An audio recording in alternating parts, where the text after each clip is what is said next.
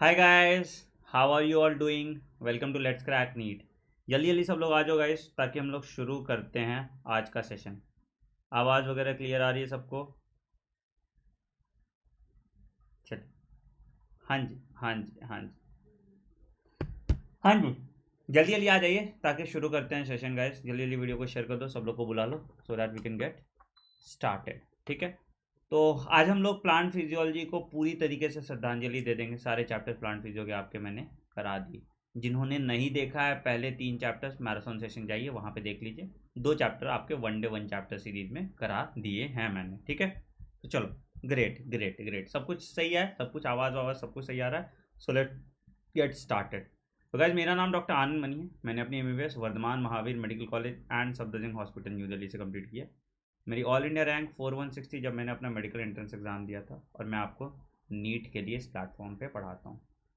मैं आपको यहाँ पे अनअकैडमी के सब्सक्रिप्शन प्लेटफॉर्म पे ही पढ़ाता हूँ, जहाँ पे आपको रोज़ की live classes, structured courses, test series, one stop solution सब कुछ मिलता है। आपको नोट्स भी मिलते हैं, आपको मेंटरशिप भी मिलता है फ्रॉम इंडिया टॉप 40+ एडुकेटर। यहाँ पे मेरा सुपर रैंकर्स बैच चल रहा है जिसमें आप इनरोल कर सकते हैं। ठीक है। अगर आप नीट 2021 और 2022 के एस्पायरेंट्स हैं तो आप इस सुपर रैंकर्स बैच में इनरोल कर सकते हैं। सुपर रैंकर्स बैच में इनरोल करने के लिए आपको अनअकैडमी का सब्सक्रिप्शन लेना पड़ेगा।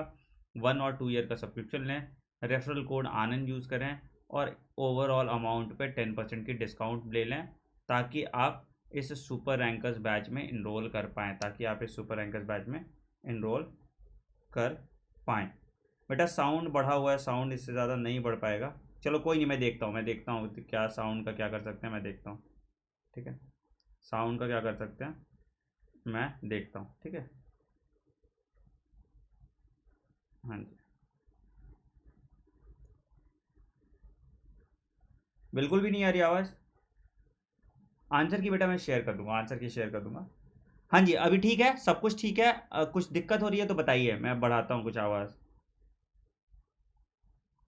साउंड बिल्कुल नहीं आ रही क्या? ठीक है। कुछ दिक्कत हो रही है तो बताइए, मैं बढ़ा। अच्छा चल। बेटा बफर कर रहा है, तुम लोग फिर आज मेरी क्लास ख़राब कराओगे बफर के चक्कर में। ठीक है। तो मत करो ऐसा। हाँ जी, नहीं बफर कर रहा। रिफ्रेश करो बेटा, तुम लोग का कोई इशू है। ठीक है, साउंड आ रहा है। ठीक है, आवाज़ अपने एंड से बढ़ा लीजिए या हेडफोन यूज़ कर लीजिए। ठीक है। साउंड आ रही है। हाँ जी, हाँ जी, कोई बात नहीं, कोई बात नहीं, सबको साउंड आ रहा है। आप लोग हेडफोन यूज़ कर लीजिए, साउंड आ रही है। चलिए सुनिए, देखिए हम करने वाले हैं प्लांट ग्रोथ और डेवलपमेंट चैप्टर। ये चैप्टर कोर एनसीईआरटी से आपको पढ़ना है। देखो मैं बता देता हूँ, सिर्फ कुछ कुछ एग्जांपल तुम्हारे फोटो पीरियोडिज्म के एनसीईआरटी के बाहर के है। बाकी chapter core line by line NCERT से पढ़ना है। इसको हम फॉर्मेट में सिर्फ इस तरह से सेग्रीगेट कर लेंगे कि एनसीईआरटी में कुछ कंफ्यूजिंग है, कौन किसका एंटागोनिस्टिक एक्ट करता है या कौन किसके साथ एक्ट करता है, वहां वाले पे हम बात कर लेंगे। ठीक है। हाँ जी, हाँ जी, हाँ जी। ठीक है। तो चलो शुरू करते हैं गाइस, जल्दी जल्दी वीडियो को शेयर कर दो ताकि हम लोग स्टार्ट कर पाए। So you have already studied the organisation of a flowering plant in chapter 5। हमने देखा था कैसे फ्लावर का ऑर्गेनाइजेशन होता है। ठीक है। क्या क्या है भाई? रूट सिस्टम होता है, शूट सिस्टम होता है। शूट सिस्टम में स्टेम आ गया, लीव्स आ गए, फ्लावर्स आ गए, फ्रूट्स आ गए एंड सीड्स आ गए। और इसका एक सीक्वेंस में जर्मिनेशन होता है, मतलब सीड से सीडलिंग निकलते हैं, सीडलिंग से पहले रेडिकल निकलता है, रेडिकल से फिर प्लूम्यूल निकलता है, हाइपोकोटाइल और एपिकोटाइल आपने देखा था। ये सब चीज़ें हमने देखी थी, ये सब चीज़ें हमने देखी थी। ठीक है।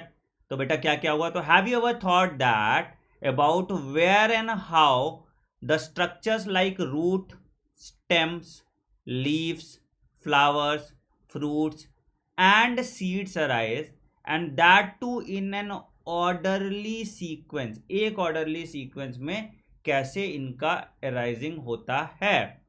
You are by now aware of the term seed. हम term seed, seedling, plantlet, mature plant के हमें पता है। सीड तुम्हारा जो जर्मिनेट करेगा, जर्मिनेटिंग सीड को हम सीडलिंग कहते हैं। उससे जो छोटा प्लांट लाइक स्ट्रक्चर निकला उसको हम प्लांटलेट कहते हैं। और ये प्लांटलेट जो है मेच्योर प्लांट में कन्वर्ट कर जाता है, और मेच्योर प्लांट फिर ट्रीज में बना जाता है, और ट्रीज से उसका प्राइमरी और सेकेंडरी ग्रोथ होता है।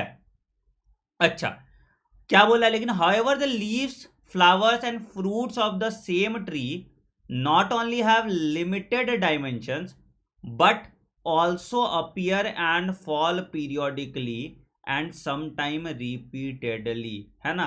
अब ये जो लीव्स, फ्लावर और फ्रूट्स है, ये या तो पीरियोडिक हो सकता है इसका डेवलपमेंट, ठीक है, या कुछ इंटरवल में रिपीटेटिव सीजनल इनका डेवलपमेंट हो सकता है ना, या फिर इनका लिमिटेड ग्रोथ होगा। ये नहीं होगा कि पत्ता बढ़ते जा रहा है, बढ़ते जा रहा है, बढ़ते जा रहा है, बढ़ते जा रहा है ना। कुछ लीव्स शेड होंगे, कुछ लीव्स फिर से ग्रो करेंगे, उनको रिप्लेस करेंगे। तो इस तरह से ये काम होता है। Why does vegetative phase precedes the flowering in a plant? All plant organs are made up of a variety of tissues. That is, there is any relationship between the structure of cell, a tissue, an organ, and the function they perform. An organ and the function they perform. क्या क्या भाई? तो structure of cell, tissue और organ के हिसाब से उनका variety of tissue, हम लोग को बहुत सारे वैरायटी ऑफ टिश्यूज आपको मिल जाते हैं, ठीक है।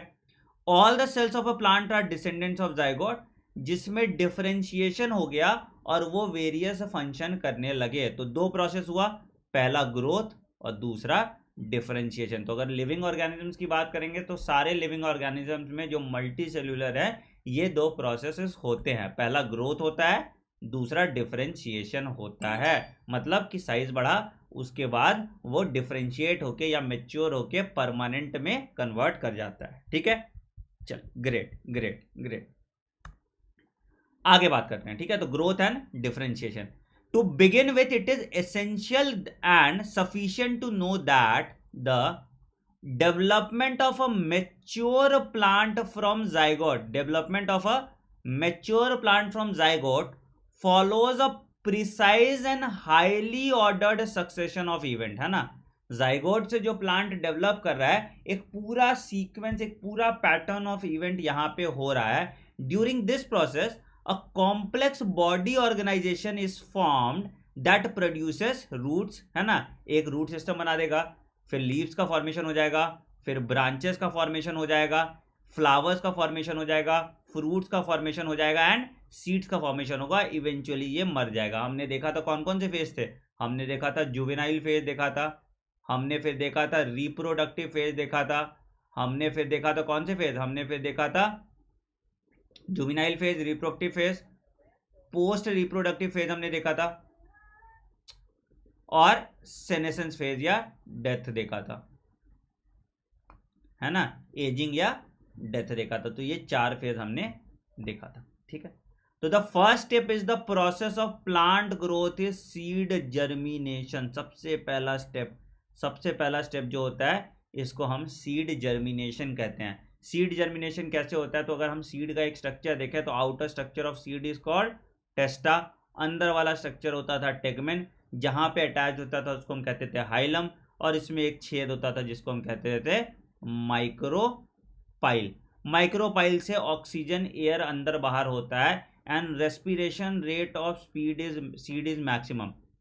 रेस्पिरेशन रेट ऑफ सीड या metabolic activity in seed is maximum. बहुत ज़्यादा जर्मिनेटिंग सीड रेस्पायर करता है, इसलिए ये बहुत अमाउंट में हीट भी प्रोड्यूस करता है। तो the seed germinates under favourable condition of growth exist in the environment. कब? जब उसको मॉइस्चर प्रॉपर मिलेगा, टेम्परेचर प्रॉपर मिलेगा, तो सीड का ग्रोथ हो जाएगा। In absence of such favourable conditions the seed do not germinate and goes into a period of suspended growth or rest. Once favorable conditions return, the seed resumes metabolic activity and growth takes place. तो जैसे ही ये favourable condition फिर से वापस आ जाता है, seed अपना metabolic activity resume कर लेता है एंड उसका ग्रोथ होने लगता है। In this chapter you shall also study some of the factors which govern and control these developmental process. These factors are both intrinsic and extrinsic to the plant.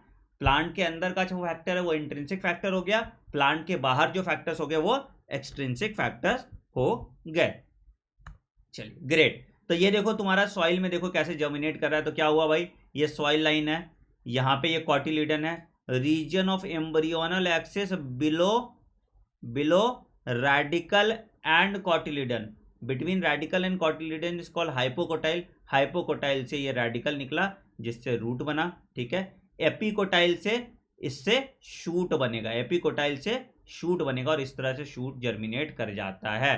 तो region of embryonal axis between cotyledon and radicle is called hypocotyl. Region of embryonal axis between radical and cotyledon, radical and cotyledon क्या होगा बच्चों, ये आपका आ जाएगा, ये आपका आ जाएगा, ये आपका आ जाएगा हाइपोकोटाइल, ये आपका आ जाएगा hypocotyl. And the region of embryonal axis between plumule and cotyledon तुम्हारा आ जाएगा epicotyl. Region of embryonal axis between plumule and cotyledon, between plumule and cotyledon क्या होगा बाबू, ये एपिकोटाइल हो जाएगा, ये एपिकोटाइल हो जाएगा, ठीक है। हाँ जी, चलिए ग्रेट, बहुत बहुत बहुत अच्छा। चलिए आगे बढ़ते हैं। अब हम बात करते हैं ग्रोथ की। ग्रोथ क्या होगा भाई, increase in the number of cell. किसी भी प्रोसेस साइज बड़ा हो रहा है, नंबर बड़ा हो रहा है, कुछ भी हो रहा है उसको हम ग्रोथ कहेंगे, है ना। एक्सपेंशन किसी चीज का उसको हम ग्रोथ कह सकते हैं, राइट। तो ग्रोथ बेटा क्या क्या है, तो growth is regarded as one of the most fundamental and conspicuous characters of a living being. What is growth, तो growth is determined as an irreversible permanent increase in size of organ or is parts of an individual cells। अगर किसी cell, tissue, organ system में एक permanent increase in size हो रहा है, देखो अगर मान लो कि यहाँ पे मुझे चोट लग गया तो यहाँ मेरा ये सूज गया, इसको हम ग्रोथ थोड़ी बोलेंगे। तुम्हारे सर पे चोट लग गया तो कहते हैं टेटर हो जाता है, उसको हम ग्रोथ थोड़ी बोलेंगे, क्योंकि वो परमानेंट नहीं है, एक पॉइंट ऑफ टाइम के बाद वो फिर से चिपक जाएगा। बट अगर कोई बॉडी है, जैसे अगर मैं छोटा सा था, ठीक है, अब मैं थोड़ा ठीक ठाक बड़ा हो गया, तो अब क्या है, वापस मैं फिर से श्रिंक थोड़ी करूंगा, तो यही ग्रोथ होता है। अगर इरिवर्सिबल परमानेंट इंक्रीज हो रहा है बॉडी ऑफ द ऑर्गेनिज्म में तो इसको हम ग्रोथ कहते हैं। अगर इरिवर्सिबल इंक्रीज हो रहा है बॉडी ऑफ द ऑर्गेनिज्म में तो इसको हम ग्रोथ कहते हैं, ठीक है। Generally growth is accompanied by metabolic process. Obviously जहां भी ग्रोथ हो रहा है वहां पे दोनों मेटाबॉलिक प्रोसेस होगा, कैटाबॉलिक एंड एनाबॉलिक। कभी भी कुछ चीज बनाते हो तो क्या होता है, एनर्जी का रिक्वायरमेंट होता है और सबस्ट्रेट का डिपोजिशन होता है। मेरे मसल्स में प्रोटीन का डिपोजिशन होगा, तभी मसल प्रोटीन बनेगा, तभी मसल्स बनेंगे, राइट। एंड इस डिपोजिशन करने के लिए एनर्जी का एक्सपेंडिचर होगा। तो यहाँ पे दोनों कैटाबॉलिक और एनाबॉलिक रिएक्शन हो रहे हैं। Therefore for example expansion of leaf is a growth, however would you determine swelling of a piece of wood when placed in water, नहीं, दिस वॉन्ट बी ग्रोथ, क्योंकि ना नंबर ऑफ सेल इंक्रीज कर रहा है ना ये growth permanent है। This growth is not permanent. धूप में फिर से लकड़ी को रख दोगे लकड़ी सूख जाएगा, ठीक है। So this growth is not permanent, this growth is not permanent. कोई भी स्वेलिंग तरह का जो ग्रोथ होता है वो परमानेंट नहीं होता, permanent, and it does not involve any metabolic reaction. यहाँ पे कोई भी मेटाबॉलिक रिएक्शन नहीं हो रहा, यहाँ पे कोई भी मेटाबॉलिक रिएक्शन नहीं हो रहा, ठीक। Plant growth is generally indeterminate. Indeterminate मतलब क्या हो भाई, डिटरमाइन नहीं कर सकते कि किस डायरेक्शन में ग्रोथ है, कैसा ग्रोथ हो रहा है, तो इसलिए प्लांट ग्रोथ को हम जनरली इनडिटर्मिनेट कहते हैं। तो plant growth is unique because plants retain the capacity for unlimited growth throughout the life, है ना। देखो मेरे बॉडी में अनलिमिटेड ग्रोथ नहीं है ना थ्रू आउट द लाइफ, मैं हमेशा थोड़ी बड़ा होता जाऊंगा। बट प्लांट के साथ क्या होता है, पूरे लाइफ टाइम तक अनलिमिटेड ग्रोथ होता है, नए लीव्स बनते जाते हैं, पुराने लीव्स शेड होते जाते हैं। तो there is a point of unlimited growth जो चलते रहता है। देखो ना, एज ऑफ द ट्री पता करते हैं तो हम नंबर ऑफ एनुअल रिंग से पता कर लेते हैं। तो यहाँ पे भी क्या हो रहा है, unlimited primary, unlimited secondary growth यहाँ पे प्लांट्स में हो रहा है। So this ability of the plant is due to the presence of meristems at certain location in the body। तो जहां भी ग्रोथ हो रहा है प्लांट में वहां पे ऑब्वियसली मेरिस्टेमेटिक टिश्यू इन्वॉल्व होगा, वहां पे ऑब्वियसली मेरिस्टेमेटिक टिश्यू इन्वॉल्व होगा। ठीक है, the cells of such meristem has the capacity to divide and self perpetuate, मतलब ये डिवाइड कर सकता है और बहुत ज्यादा क्वांटिटी में डिवाइड कर सकता है, बहुत ज्यादा नंबर इंक्रीज कर सकता है अपना, ये डिवाइड कर सकता है, बहुत ज्यादा क्वांटिटी में डिवाइड कर सकता है और बहुत ज्यादा अपना नंबर इंक्रीज कर सकता है। The product however loses the capacity to divide and such cells makes up the plant body, यही सेल फिर आपका फिर प्लांट बॉडी बनाते हैं। This form of growth wherein new cells are always being added to the plant body, in which new cells are always being added to the plant body by the activity of meristem is called the open form of growth, by the action of meristem is called the open form of growth, है ना। तो meristematic tissue के हिसाब से जो नए नए sales आ रहे हैं इस तरह के ग्रोथ को हम ओपन फॉर्म ऑफ ग्रोथ कहते हैं। ठीक है, तो in chapter 6 you have studied that root apical meristem, एक रूट एपिकल मेरिस्टम होता है, एक शूट एपिकल मेरिस्टेम होता है, और ये दोनों साइट ऑफ ग्रोथ होते हैं जो वर्टिकल ग्रोथ प्लांट्स में कराते हैं। You know they are responsible for primary growth, you know they are responsible for primary growth of plant and principally contribute to elongation of plant, है ना।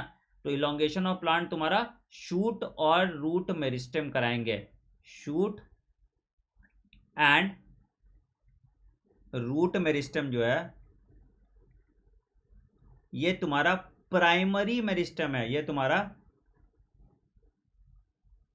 Primary meristem है and ये elongation length increase करा रहा है, length increase करा रहा है। ठीक है, डाइकॉट्स में एक और तरह के मेरिस्टम होते हैं, dicots, you also know that in dicotyledonous plants and gymnosperms यहां पे लेटरल ग्रोथ भी होता है ना, गर्थ में इंक्रीज करेगा, मोटापा बढ़ेगा। तो lateral growth is due to vascular cambium and cork cambium appears later in life. So these are the meristems that cause the increase in girth of the organs which they are active, इसको हम secondary growth कहते हैं। मतलब अगर ऐसे increase कर रहा है तो प्राइमरी, ऐसे इंक्रीज कर रहा है तो secondary. Secondary growth is due to vascular cambium and cork cambium and primary growth is due to shoot apex and root apex merismatic tissue present in the shoot meristem and root meristem। ठीक है, चलिए दूसरी बात करते हैं कि growth जो है आपका ये मेजरेबल है, मेजरेबल, हम ग्रोथ को मेजर कर सकते हैं। कैसे मेजर कर सकते हैं बच्चों ग्रोथ को? तो प्लांट ग्रोथ आपका मेजर हो सकता है बहुत सारे दो तरीके से। ठीक है, तो पहला, तो growth at a cellular level is principally a consequence of increase in the amount of protoplasm. अगर मान लो प्रोटोप्लाज्म का अमाउंट बढ़ रहा है तो इसको हम ग्रोथ इंक्रीज कह रहे हैं। तो अगर तुम बोलोगे सर इसमें तो पानी हम भर दिए तो ग्रोथ बढ़ गया, नहीं, सिर्फ पानी डालना इज नॉट द सॉल्यूशन। अगर मान लो किसी एक सेल का प्रोटोप्लाज्म में तुम पानी भर दिए और वो टर्जिड हो गया तो वो ग्रोथ नहीं शो कर रहा। ठीक है, राइट। तो हम लोग को ये पता है कि इंक्रीज इन प्रोटोप्लाज्म मेजर करना डिफिकल्ट है ना, क्योंकि बहुत सारे फैक्टर्स आपके डिपेंडेंट हो जाएंगे प्रोटोप्लाज्म के इंक्रीज होने से। ठीक है, so one generally measure some quantity which is more proportional to it. तो क्या है? तो growth is therefore measure of a variety of parameters. क्या क्या पैरामीटर्स है? पहला, इंक्रीज इन फ्रेश वेट। देखो फ्रेश और ड्राई वेट में, फ्रेश वेट में पानी होता है इन्वॉल्व, ड्राई वेट में पानी इन्वॉल्व नहीं होता। ज़्यादा एक्यूरेट ड्राई वेट होता है क्योंकि अमाउंट ऑफ वाटर एक ऑर्गेनिज्म और दूसरे ऑर्गेनिज्म में कम हो सकता है। ठीक है, तो dry weight is more accurate method, याद रखिएगा, dry weight is more accurate method of measuring, more accurate method of measuring. ठीक है, तो dry weight, length, area, volume and cell number. You may find it amazing to know that one single maize root apical meristem can give rise to more than 117,500 new cells per hour. देखो एक मेज का single root apical meristem 17,500 नया cell पर घंटे देता है, whereas एक सेल ऑफ वाटरमेलन में increase in size up to 350,000 times, 350,000 times एक वाटरमेलन का साइज इंक्रीज होता है। अगेन ये सब नंबर्स आपके एग्जाम में आएंगे नहीं वैसे, ठीक है। इन द फॉर्मर क्या है, हम सेल नंबर में इंक्रीज कर रहे हैं ग्रोथ, और दूसरे में हम सेल साइज ले रहे हैं। तो हम दोनों चीज ले सकते हैं, हम सेल नंबर भी ले सकते हैं और सेल साइज भी ले सकते हैं as a parameter of growth, as a parameter of growth, ठीक है। While the growth of a pollen tube is measured in terms of length, है ना, पॉलन ट्यूब का जर्मिनेशन ऑफ पॉलन ट्यूब अगर नीचे से सीड से निकल रहा है तो वो लेंथ में हो जाएगा। और इंक्रीज इन सरफेस एरिया अगर हम मेजर कर रहे हैं तो डॉर्सीवेंट्रल लीफ का, डॉर्सीवेंट्रल लीफ क्या होता है, अगर मान लो कोई लीफ ऐसा है, ठीक है, इसका सरफेस एरिया इंक्रीज कर रहा है तो ये इसका, ये जो मान लो नया सरफेस एरिया हो गया तो ये इसका ग्रोथ डिटरमाइन करेगा।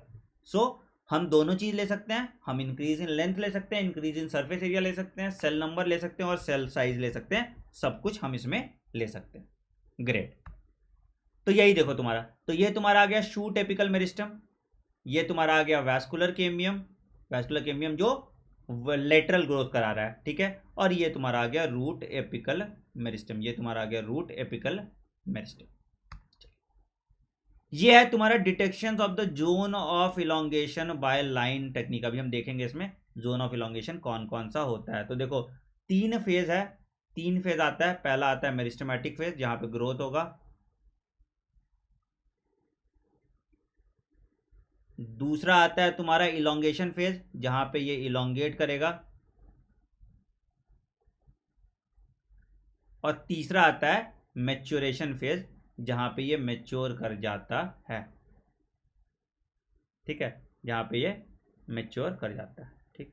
तो ये तुम्हारा ग्रोथ का फेज दिख रहा है, देखो ना, ये तुम्हारा ग्रोथ का फेज दिख रहा है। यहाँ पे देखो, यहाँ पे थोड़ा इन दोनों के बीच में डिस्टेंस में ग्रोथ कम था, थोड़ा बड़ा, थोड़ा बड़ा, थोड़ा बड़ा, थोड़ा बड़ा, थोड़ा बड़ा, थोड़ा बड़ा। तो ये कौन सा ग्रोथ शो कर रहा है, ये कौन सा ग्रोथ शो कर रहा है, इसको हम कहते हैं पैरेलल लाइन टेक्निक, इसको हम कहते हैं पैरेलल लाइन टेक्निक, जो दिखा रहा है कि ग्रोथ का पैटर्न कैसा हो रहा है, जो दिखा रहा है ग्रोथ का पैटर्न हो रहा है, ठीक है, जो दिखा रहा है ग्रोथ का पैटर्न हो रहा है। चलो फिर अब आते हैं हम फेजेस ऑफ ग्रोथ की बात करते हैं, कौन कौन से फेज होते हैं ग्रोथ के, हमने देखा। तो the period of growth is generally divided into, मैंने बताया था मेरिस्टेमेटिक, इलोंगेशन और मैच्योरेशन, ठीक है।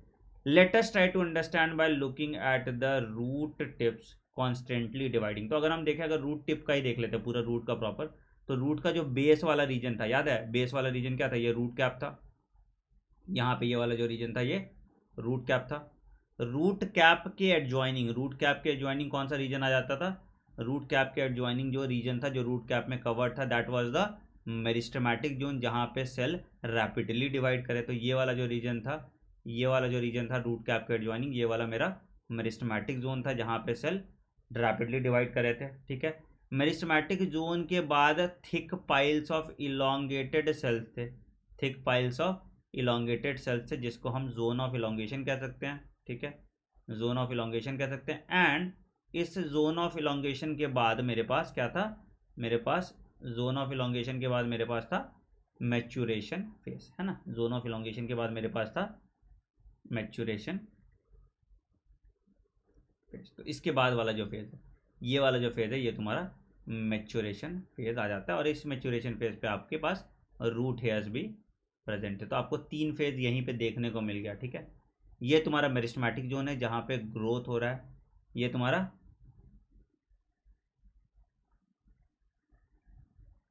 मेरिस्टेमेटिक जोन है जहाँ पे तुम्हारा ग्रोथ हो रहा है, ये तुम्हारा जोन ऑफ इलोंगेशन है,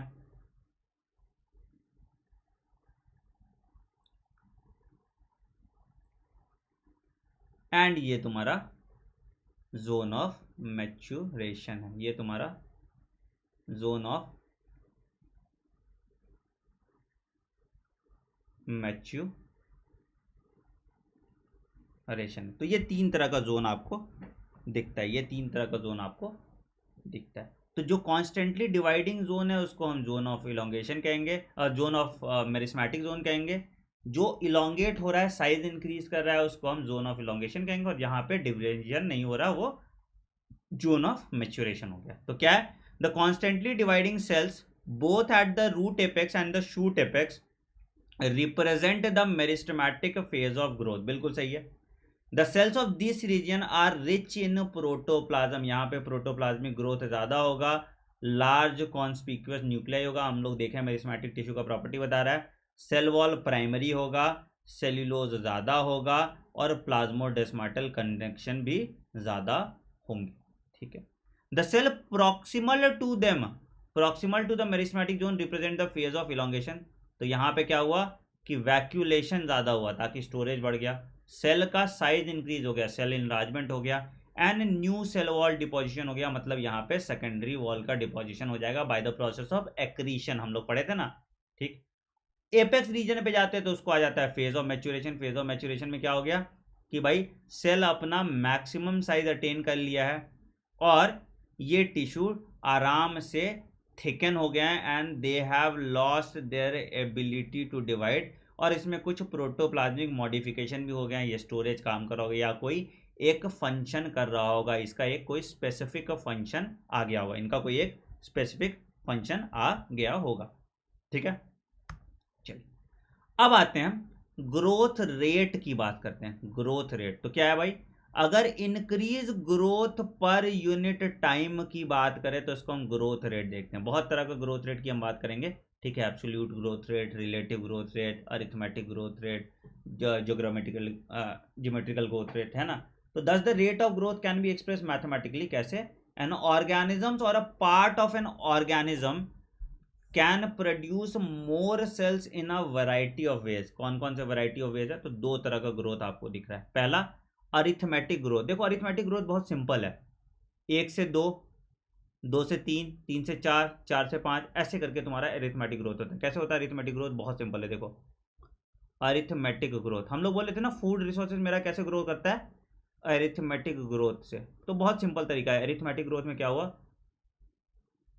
क्या है कि अगर मान लो एक सेल है, ये डिवाइड करके 2 सेल बनाया, इसमें से ये सेल फर्दर डिवाइड नहीं करेगा, सिर्फ ये सेल डिवाइड करके फिर से 2 सेल बनाया, इसमें से ये सेल अब फिर से फर्दर डिवाइड नहीं करेगा, फिर डिवाइड करके ये 2 सेल बनाया, इसमें से ये सेल फिर से फर्दर डिवाइड नहीं करेगा, फिर डिवाइड करके 2 सेल बनाया। तो इस तरह से जो ग्रोथ होता है इसको हम अरिथमेटिक ग्रोथ कहते हैं।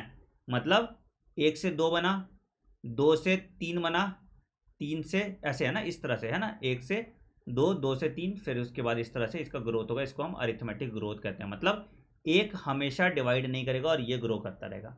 ज्योमेट्रिकल ग्रोथ की बात करें अगर हम ज्योमेट्रिक ग्रोथ की बात करें तो ज्योमेट्रिक ग्रोथ में क्या होगा, ज्योमेट्रिक ग्रोथ में क्या होगा कि ज्योमेट्रिक ग्रोथ में अगर एक सेल डिवाइड कर रहा है तो 1 से 2 बना, ठीक है, 1 से 2 बना। अब ये 2 डिवाइड कर रहा है तो ये 2 क्या बना दिया, 4, ये 4 क्या बना दिया, 8। तो इसको हम एक्सपोनेंशियल ग्रोथ कहते हैं, इसको हम एक्सपोनेंशियल ग्रोथ कहते हैं। कहा जाता है फूड रिसोर्सेस हमारा अरिथमेटिक प्रोग्रेशन पे ग्रो करता है, और पॉपुलेशन जो है वो ज्योमेट्रिक प्रोग्रेशन पे ग्रो करता है। तो यहाँ पे ये देखो ज्योमेट्रिक प्रोग्रेशन हो गया, और ये मेरा जो है अरिथमेटिक प्रोग्रेशन हो गया। ठीक है। तो ये तुम्हारा ज्योमेट्रिक और अरिथमेटिक प्रोग्रेशन हमें दिख रहा है। क्या है बेटा, ये सी जाइगोट डिवाइडेड। तो जाइगोट डिवाइड कर रहा है 2 से 4, 4 से ऐसे ज्योमेट्रिक फेज डिवाइड कर रहा है, उसके बाद तुम्हारा ये अरिथमेटिक फेज पे आ जाएगा। ये अरिथमेटिक फेज पे आ जाएगा, क्यों, क्योंकि जाइगोट में से कुछ सेल डिवाइड करने की एबिलिटी को लूज कर देंगे और कुछ सेल ही डिवाइड करेगा। तो कोई भी सेल जिसमें कुछ सेल डिवाइड कर रहे हैं और कुछ सेल उस डिवाइड करने की एबिलिटी को लूज कर रहे हैं, वो अरिथमेटिक ग्रोथ है। मतलब ये सेल था, ये डिवाइड करके 2 सेल बनाया, बट इसमें से ये सेल डिवाइड करने की एबिलिटी को लूज कर दिया और ये सेल डिवाइड करते गया, ये सेल फिर अपना डिवाइड करने की एबिलिटी को लूज कर गया, ये सेल डिवाइड करता गया। तो इसको हम अरिथमेटिक ग्रोथ कहते हैं। और अगर कोई सेल डिवाइड करते जाता है करते जाता है करते जाता है तो उसको हम ज्योमेट्रिक ग्रोथ कहते हैं, उसको हम ज्योमेट्रिक ग्रोथ कहते हैं। तो the growth rate shows an increase that may be arithmetic और ज्योमेट्रिक, दोनों ग्रोथ हो सकता है, एक अरिथमेटिक हो सकता है, एक ज्योमेट्रिक हो सकता है। तो अरिथमेटिक ग्रोथ में क्या हो रहा है बच्चों, तो arithmetic growth following mitotic cell division only one daughter cell continues to divide, जैसा मैंने बताया only one daughter cell continues to divide, और दूसरा वाला डिफरेंशिएट और मेच्योर कर जाएगा।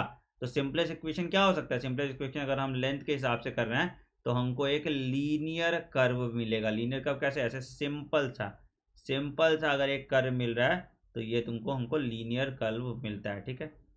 तो भाई कैसा लीनियर कर्व होगा भाई, तो ये पॉइंट था एट पॉइंट जीरो, ठीक है, और टी के बाद उसके बाद ये सिंपल सा है, ठीक है। हमने पढ़ा था पॉपुलेशन वाले में, तो क्या हो गया भाई, तो L T is equal to कितना, एल नॉट पे या एल जीरो पे जितना था, plus rate of growth into time.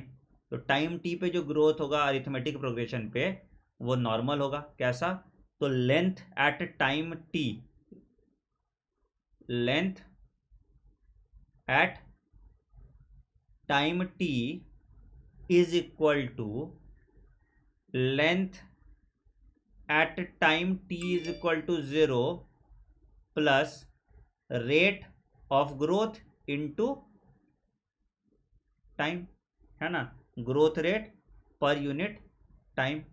तो ये तुम्हारा लेंथ ऑफ टाइम आ जाता है, जो आपको एक सिंपल सा लीनियर कर्व दिखाता है, जो आपको एक सिंपल सा लीनियर कर्व दिखाता है। तो ये तुम्हारा आ जाएगा L T is equal to L naught plus R T. Simple सा इक्वेशन है, अरिथमेटिक इक्वेशन है, इसमें आपको दिमाग लगाने की कोई खास ज़रूरत नहीं है, ठीक है। अगला, let us now see what happens in geometrical growth. Geometrical growth में क्या होता है, in most system the initial growth is slow, इसको हम लैग फेज कहते हैं। इनिशियल ग्रोथ इज स्लो, इसको हम लैग फेज कहते हैं। And it increases rapidly thereafter at exponential rate, इसको हम लॉग फेज कहते हैं। और उसके बाद स्टेशनरी फेज पे आ जाता है, उसके बाद स्टेशनरी फेज पे आता है। Here both the progeny cells follow mitotic division and retain the ability to divide and continue to do so, however very limited nutrient supply.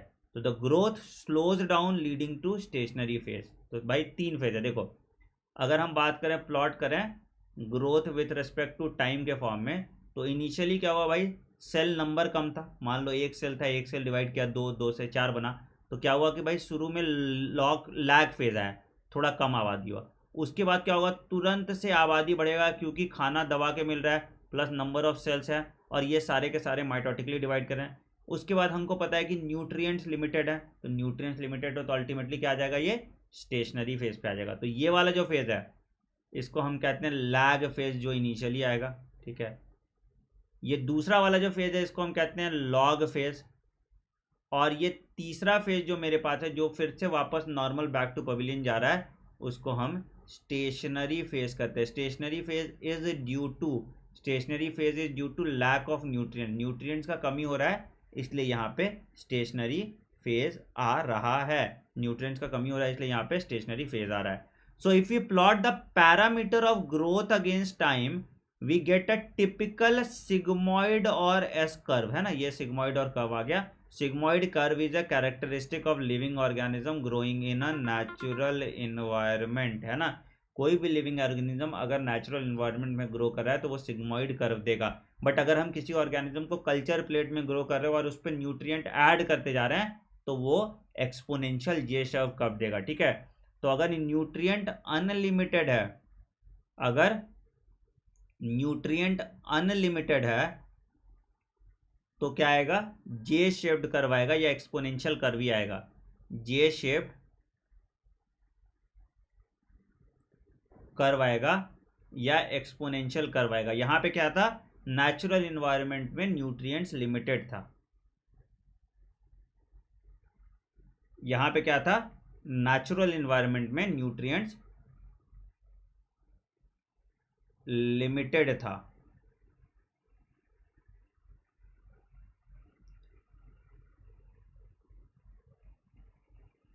ठीक है, नेचुरल इन्वायरमेंट में यहाँ पे लिमिटेड था।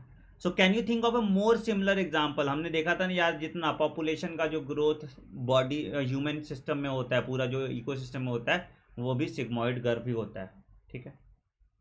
What kind of curve do you can expect in a tree showing seasonal activity? Same तरह का curve हम देख सकते हैं सीजनल एक्टिविटी वाले में। तो द एक्सपोनेंशियल ग्रोथ कर्व कैसे देख सकते हैं?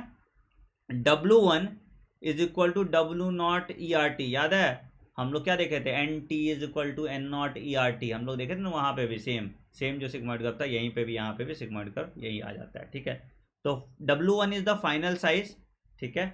W0 is the initial size, R is the growth rate, T is the time, and E is the negative base of natural log। Natural log का जो base है ये तुम्हारा आ जाएगा। तो W1 is equal to W0 E upon RT, ये तुम्हारा एक्सपोनेंशियल कर्व का हो जाएगा। तो W1 is equal to W0 E upon RT, W0 E upon RT, ठीक है। ये तुम्हारा आ जाएगा, ये तुम्हारा आ जाएगा किसका? ये तुम्हारा आ जाएगा एक्सपोनेंशियल कर्व। चलिए अगला। तो यहाँ पे R जो है, यहाँ पे R जो है, इसको हम रिलेटिव ग्रोथ रेट कहते हैं। इसको हम रिलेटिव ग्रोथ रेट कहते हैं। बहुत इंपॉर्टेंट पॉइंट है। यहाँ पे जो R है इसको हम रिलेटिव ग्रोथ रेट कहते हैं। And is also the measure of the ability of a plant to produce new material referred to as efficiency index. So the ability of a plant to produce new material is called as efficiency index। ये important है। तो efficiency index को हम major कर सकते हैं R में, ठीक है। efficiency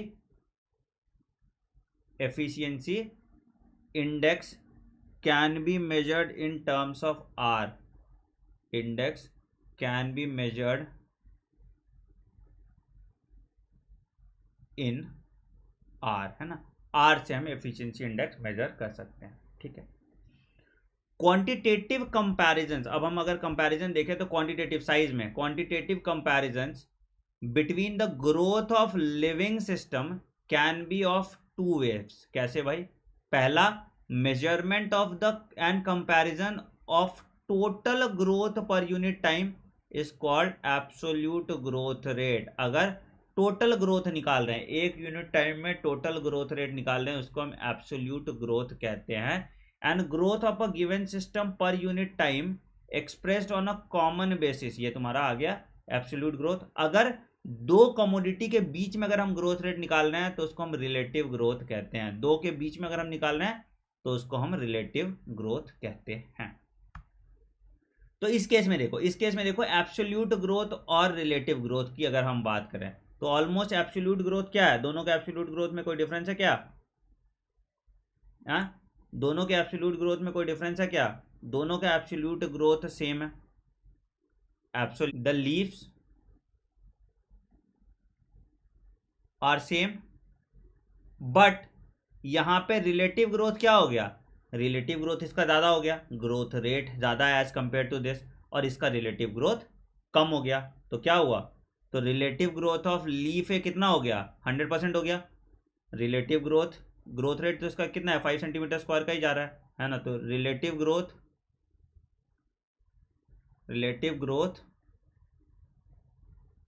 ऑफ लीफ है कितना हो गया? 100%। And relative growth of leaf भी कितना हो गया? 10%। रिलेटिव ग्रोथ ऑफ लीफ भी कितना हो गया? ये 10% हो जाएगा, है ना। रिलेटिव ग्रोथ ऑफ लीड भी जो है, हाँ एग्जैक्टली, ठीक है। तो ए का रिलेटिव ग्रोथ ज्यादा है, बी का रिलेटिव ग्रोथ कम है, ठीक है। तो इसको हम एब्सोल्यूट और रिलेटिव ग्रोथ, टोटल अमाउंट जो ग्रोथ हो रहा है that is the absolute growth. Comparison में अगर हम कर रहे हैं तो रिलेटिव ग्रोथ कहते हैं। कंपैरिजन की अगर हम बात कर रहे हैं तो हम रिलेटिव ग्रोथ की बात करते हैं, ठीक है। ये हो गया तुम्हारे ग्रोथ के बारे में, ठीक है। अब क्या क्या कंडीशन चाहिए हमको ग्रोथ के लिए? क्या क्या कंडीशन चाहिए हमको ग्रोथ के लिए? तो क्या है भाई? Why do you not try to write down what you think necessary condition for growth? क्या होना चाहिए भाई? Optimum temperature, optimum humidity, optimum amount of water, optimum amount of nutrient, सब कुछ आ जाएगा। तो क्या क्या आ जाएगा, वाटर आ जाएगा, ऑक्सीजन आ जाएगा, न्यूट्रिएंट्स आ जाएगा, सब कुछ कैरेक्टरिस्टिक्स तुम्हारा एसेंशियल हो जाएगा ग्रोथ के लिए। So the plant cell grows in size by cell enlargement which in turns require water. Water क्यों? क्योंकि टर्जिडिटी इंक्रीज करेगा, टर्जिडिटी ग्रोथ के लिए हेल्प करेगा। ऑक्सीजन मेटाबॉलिक एक्टिविटी बढ़ाएगा, न्यूट्रिएंट सोर्स ऑफ एनर्जी देगा। तो अगेन ये सारे के सारे फैक्टर्स रिक्वायर्ड होते हैं ग्रोथ के लिए। अगर इनमें से कोई भी फैक्टर कम क्वांटिटी में प्रेजेंट है तो ग्रोथ हैम्पर होगा। अगर इनमें से कोई भी फैक्टर्स कम क्वांटिटी में प्रेजेंट है तो ग्रोथ हैम्पर होगा। In addition every plant organism has an optimum temperature range best suited for its growth. एक ऑप्टिमम टेम्परेचर रेंज इनके पास होता है। Any deviation from this range could be detrimental for its survival. Environmental signals such as light and gravity also affect certain phases or stages of the growth। ठीक है, ये पूरा growth का हिसाब किताब होता है कि एक ऑप्टिमम टेम्परेचर, एक ऑप्टिमम प्रेशर, एक ऑप्टिमम न्यूट्रिएंट मीडियम पे ग्रोथ अच्छा होगा। अगर हम उस मीडियम को चेंज करते हैं या उस कंडीशन को हैम्पर करते हैं तो ग्रोथ आपका धीरे धीरे खराब होता जाएगा। 3 टर्म बहुत इंपॉर्टेंट आता है, ये चैप्टर आपको एनाटॉमी से भी लिंक करता है। एक को हम कहते हैं डिफरेंशिएशन, एक को हम कहते हैं डी डिफरेंशिएशन और एक को हम कहते हैं री डिफरेंशिएशन। 3 चीज बहुत इंपॉर्टेंट है। पहला चीज होता है डिफरेंशिएशन। क्या होता है बच्चों डिफरेंशिएशन? अगर कोई चीज पर मेरिस्टेमेटिक से परमानेंट बन रहा है, अगर मान लो कोई चीज मेरिस्टेमेटिक टू परमानेंट, मान लो कोई भी एक मेरिस्टेमेटिक टिश्यू था वो पैरेन्काइमेटस में कन्वर्ट हो गया, ठीक है, तो इसको हम कहते हैं डिफरेंशिएशन। इसको हम कहते हैं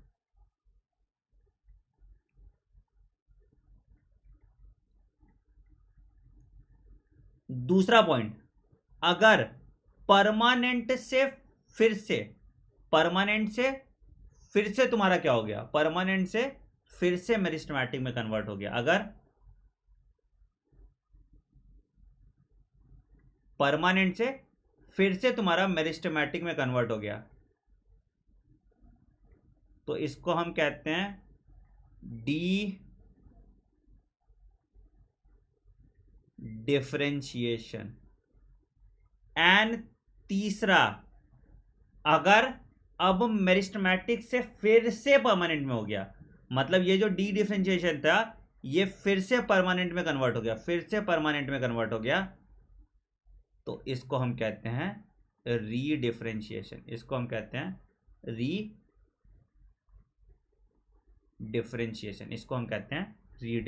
ठीक है, प्लीज याद रखिएगा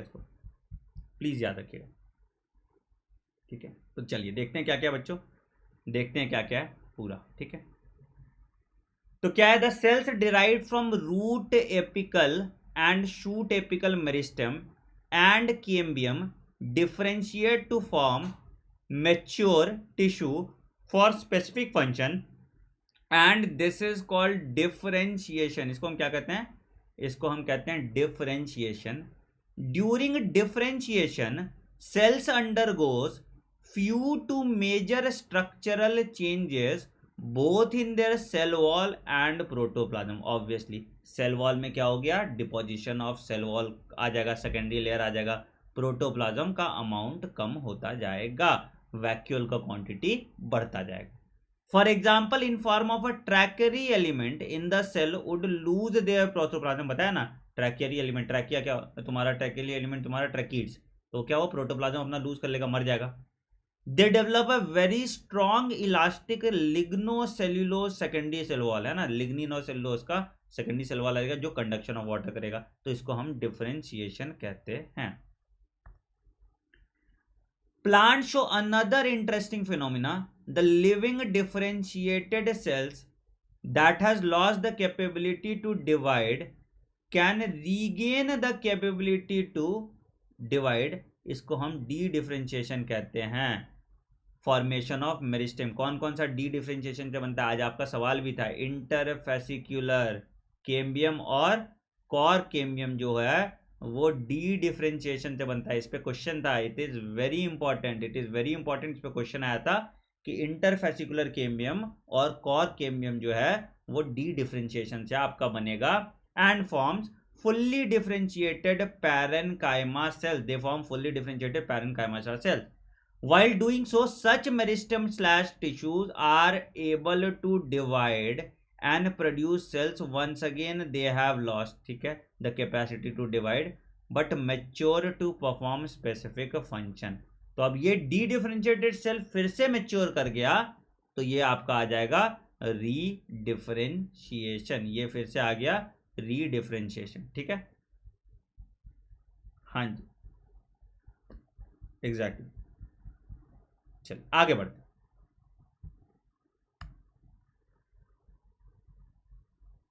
क्या बोला था, we have mention that growth in plants is open. Open मतलब इट कैन बी इनडिटरमिनेट और डिटरमिनेट, दोनों। हम या तो ग्रोथ डिटरमाइन भी कर सकते हैं या हम ग्रोथ डिटरमाइन नहीं भी कर सकते। अगर लेंथ में एक्सटेंशन है तो ग्रोथ डिटरमाइन है, कोई भी रैंडम ग्रोथ हो रहा है तो वो इनडिटरमाइन होंगे।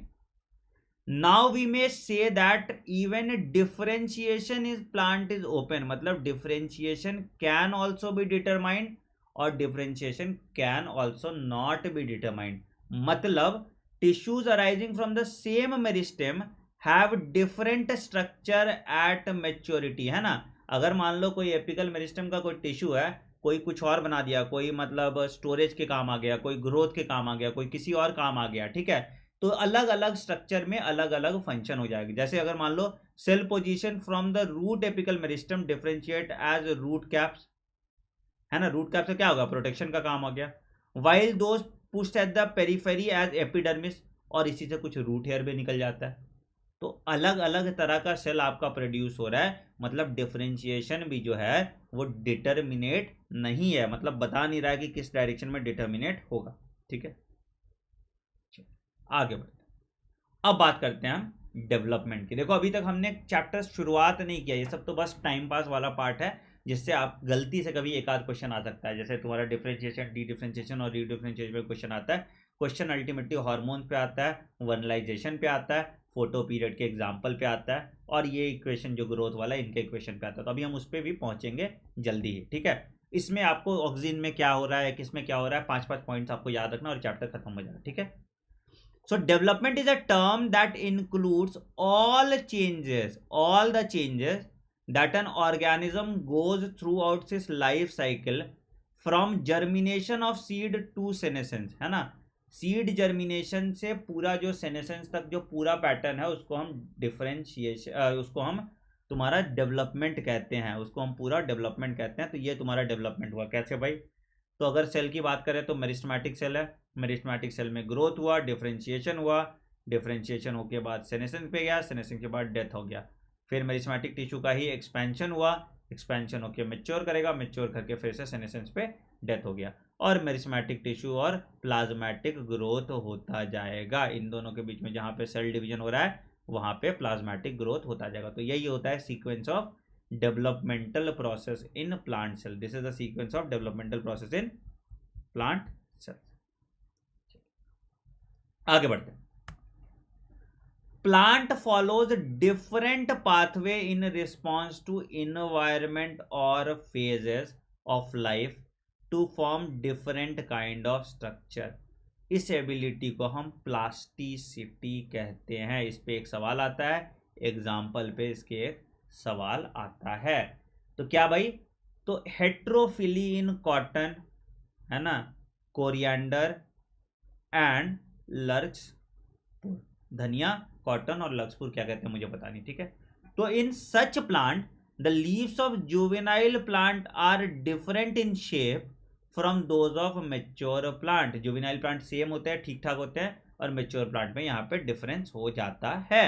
On the other hand difference in shapes of leaves produced in air and those produced in water in buttercup. buttercup में water में भी होता है, buttercup का कहाँ पे होगा, ये water में होगा। ये सब जो है ये एयर में हो रहा है, also represent heterophyllous development due to environment and it is also an example of plasticity. तो देखिए आप, एयर से अगर प्लास्टिसिटी हमको दिख रहा है, एयर में अगर प्लास्टिसिटी दिख रहा है, that is in case of cotton, coriander and larkspur. अगर वाटर की बात करें बच्चों, अगर हम वाटर की बात करें तो वाटर में अगर प्लास्टिसिटी देख रहे हैं तो हमको मिलेगा बटर कप में। इनके इनिशियल लीव्स और बाद के जो मैच्योर या डिफरेंशिएटेड लीव्स होते हैं उनमें स्ट्रक्चर डिफरेंट होता है। So this is the juvenile leaf and this is the adult one, ये लक्ष्यपुर में है, ठीक है। बटर कप में भी तुम्हारा ऐसा आ गया, टेरेस्ट्रियल हैबिटेट में अगर है तो ऐसा आ गया, अगर बटर कप वाटर हैबिटेट में जा रहा है तो ये पतला हो गया। क्यों पतला हो गया? ताकि सरफेस एरिया कम हो जाए वाटर एब्जॉर्प्शन के लिए, ठीक है। चलो ग्रेट, तो ये तुम्हारा आ गया इसका, ये तुम्हारा आ गया इसका।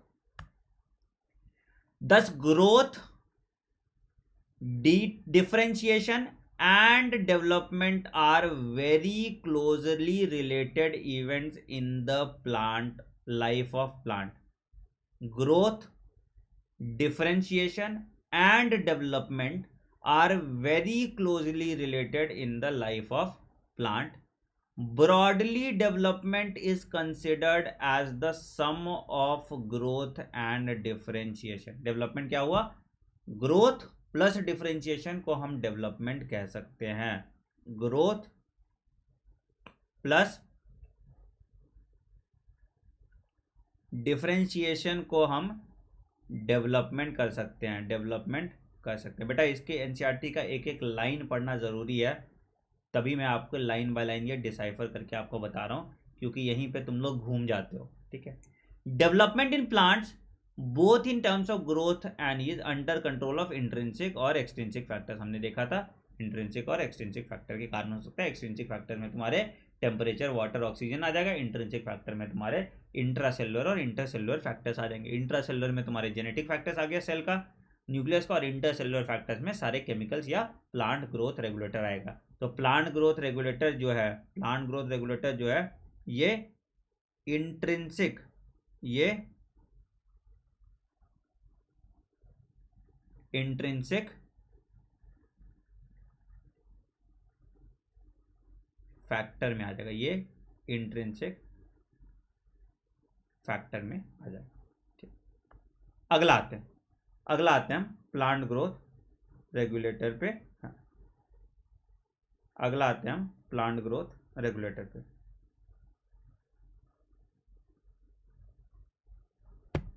तो the plant growth regulators PGR are small simple molecules of diverse chemical composition. They could be IAA indole compound, indole 3 acetic acid जिसको हम IAA कहते हैं. It can be adenine derivative, इसको हम N6 फुर्फिलैमिनोप्यूरिन काइनेटिन कह सकते हैं, ठीक है।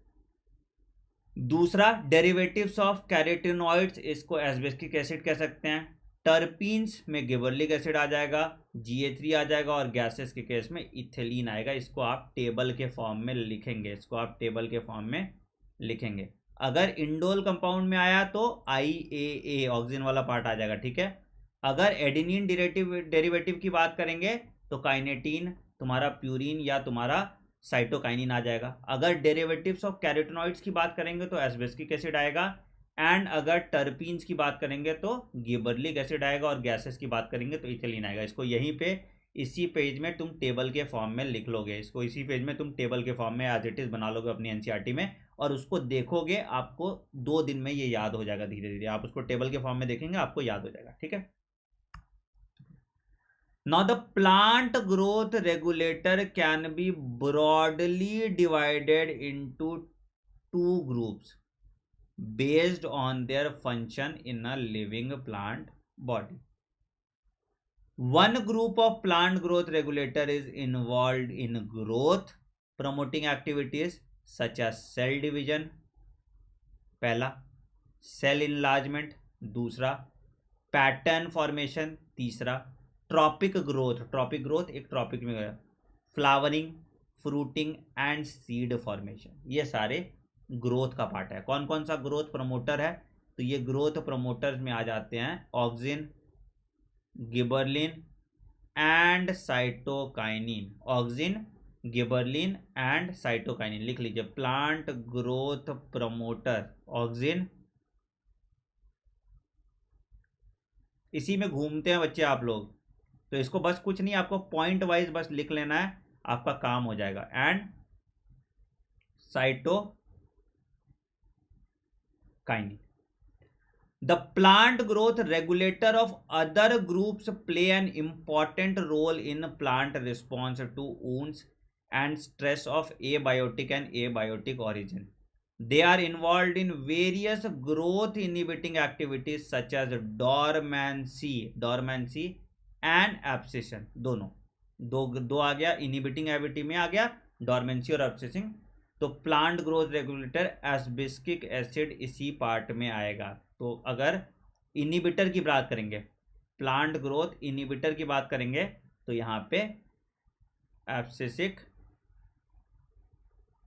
एसिड आ जाएगा। ठीक है, दूसरा आता है इथिलीन, भी इसी में आ जाएगा। ठीक है, इथिलीन क्यों? इथिलीन दोनों काम कराता है, कहीं पे फ्रूटिंग भी करा रहा है, राइपनिंग और फ्रूटिंग भी करा रहा है। ठीक है, बट ज्यादातर इथिलीन का काम इनहिबिटर की तरह होता है। मेजॉरिटी में इथिलीन इनहिबिटर होता है, बट इथिलीन दोनों में आ सकता है, क्योंकि राइपनिंग ऑफ फ्रूट वगैरह भी इथिलीन कराता है, राइपनिंग ऑफ फ्रूट वगैरह भी इथिलीन कराता है। आगे बात करते हैं कौन कौन सा प्लांट ग्रोथ हार्मोन कैसे कैसे डेवलप हुआ था। ठीक है, हाँ जी, क्या है? Interesting, the discovery of main plant growth regulator, discovery of main plant growth regulator. अच्छा, इसमें दो लिख लो, सिंथेटिक ऑक्सीजन हमने लिखा नहीं, चलो कोई नहीं, अभी हम लिख लेंगे। ऑक्सीजन का कौन कौन सा सिंथेटिक पार्ट था, कौन कौन सा तुम्हारा वो वाला पार्ट था, दोनों हम लोग लिख लेंगे। ठीक है, तो interestingly the discovery of the 5 major plant growth have been accidental. सोचो, सारे के सारे जो है ये एक्सीडेंटल है। पहला, all started with the observation of Charles Darwin and his son Francis Darwin। ठीक है, observation of Charles Darwin and his son Francis Darwin when they observed the coleoptiles of canary grass responded to unilateral illumination by growing towards the light source। तो phototropism show कर रहा था इसका coleoptile, किस तरफ? जिस डायरेक्शन में light था उसी डायरेक्शन में ग्रोथ कर रहा था। And it was concluded that the tip of the coleoptile was the site of transmittable influence that caused the bending of entire coleoptile। मतलब इसका जो टिप था, इसके टिप में टिप ही तुम्हारा क्या था कि ये तुम्हारा साइट ऑफ ट्रांसमिशन था, और जिसकी वजह से बेंडिंग हो गया कोलियोप्टाइल का। ठीक है, तो ये तुम्हारा किसने किया था? Francis Darwin. पहला नाम जो साइंटिस्ट का आपको याद रखना है, ये फ्रांसिस डार्विन याद रखना है। दूसरा नाम बच्चों आपको याद रखना है, मैं रेड कलर से उसको कर देता हूँ ताकि आपको साइंटिस्ट का नाम अच्छे से दिखे। पहला नाम आपको चार्ल्स डार्विन और फ्रांसिस डार्विन, जिसने कोलियोप्टाइल में किया था, और इसको आइसोलेट किया था F.W.. Went from the Avena curvature. याद है एवेना कर्वेचर, हमने पढ़ते थे, क्वेश्चन भी आता है इसमें, इस पे क्वेश्चन भी आता है। ठीक है, दूसरा, the bakanae foolish seedling disease of rice seedlings was caused by एक फंगल पैथोजन था जिसका नाम था गिबेरेला फुसोकोनी। कौन खोजा था भाई? ई कुरोसावा। इस पे क्वेश्चन आया हुआ था, अगेन इस पे भी क्वेश्चन आया था, बैंकेन या फूलिश सीडलिंग डिजीज। ठीक है, तो इसमें क्या था? सिम्टम्स था, symptoms in rice seedling when they were treated with sterile filtrates of fungus, so the active substances was later modified seen as gibberellic acid. ठीक है, ठीक है, क्या हुआ? तो तो जो एक्टिव सब्सटेंसेस जो इसमें था, जो इलोंगेशन के हेल्प कर रहा था, मतलब वो क्या होता है, बोल्टिंग नोड इलोंगेशन में हेल्प करता, तो वो गिबरलिक एसिड था। ठीक है, तो गिबरलिक एसिड में तुम्हारा आ गया ई कुरोसावा। ठीक, तीसरा आ गया साइटोकाइनिन, तो स्कूग और मिलर आप लोगों ने पहले ही पढ़ा होगा। ठीक है, तो कैलस में करता था प्रोटोप्लाज्म कल्चर। तो क्या किया इन्होंने, internodal segment of tobacco stem were proliferated and in addition to auxin the nutrient medium was supplemented with one of the following, that is extracts of vascular tissue, yeast coconut वगैरह वगैरह। ठीक है, और इनको जो सेल डिवीजन में help कर रहा था, इसको हम साइटोकाइनेसिस प्रमोटिंग एक्टिव सब्सटेंस कहे, जिसको हम काइनेटिन का टर्म दिए थे, साइटोकाइनिन या काइनेटिन का टर्म दिए थे, जो सेल डिवीजन कर रहा है। ठीक है, तो हमको मेरा एफडब्ल्यू वेंट आइसोलेट किया तुम्हारा ऑक्सिन, तुम्हारा कुरोसावा तुम्हारा गिबरलिक एसिड डिस्कवर किया, स्कूग तुम्हारा साइटोकाइनिन डिस्कवर किया, और मिलर एटल तुम्हारा काइनेटिन आइसोलेट किया। ठीक है, ये साइंटिस्ट के नाम सारे के सारे इंपॉर्टेंट है, इस पे क्वेश्चन आता है। ठीक है, हाँ जी, ये क्या हो गया,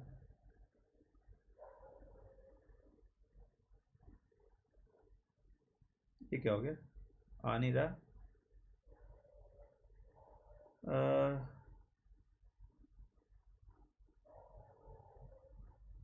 एक सेकंड बच्चों, एक सेकंड,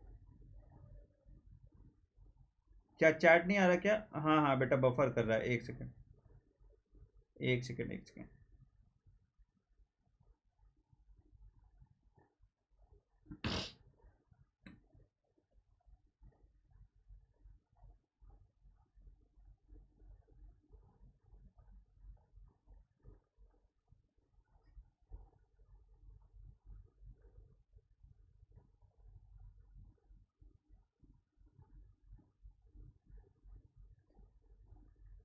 आ रहा है क्या बच्चों, आवाज आ रही है मेरी? मुझे तो दिखाई नहीं दे रहा इसमें, मेरे में भी नहीं चल रहा शायद। हाँ, आ गया, आ गया। हाँ ठीक है, ठीक है, चलो चलिए, आ गया, आ गया, आ गया, आ गया, आ गया गाइस, आ गया। चलो, तो during the mid 1960s, during the mid 1960s क्या हुआ बच्चों, ड्यूरिंग द मिड 1960s, अगर हम मिड 1960s की बात कर रहे हैं, तो 3 independent researchers reported the purification of chemical characterization of 3 different kinds of inhibitors. पहला inhibitor B abscisin 2 and dormin, 3 तरह का इनिबिटर की बात किया था, inhibitor B, abscisin 2 and dormin. Later और सीवियर केमिकली आइडेंटिकल, और इनको हम एब्सिसिक एसिड कहते हैं, एब्सिसिक एसिड कहते हैं। ठीक है, ये हो गया तुम्हारा किसके लिए, 1960s में, 1960s में। ठीक है, H.H. Cousins 1910 confirmed the release of a volatile substances from ripened orange, जो इथाइलिन हो गया, जिसको हम गैसियस पीजीआर कहते हो। तो कजिन्स ने डिस्क्राइब किया था इथाइलिन, और इसको हम गैसियस ये कहते हैं। ठीक है, इसको हम गैसियस कहते हैं। चलिए, ग्रेट ग्रेट ग्रेट, आगे बढ़ते बेटा।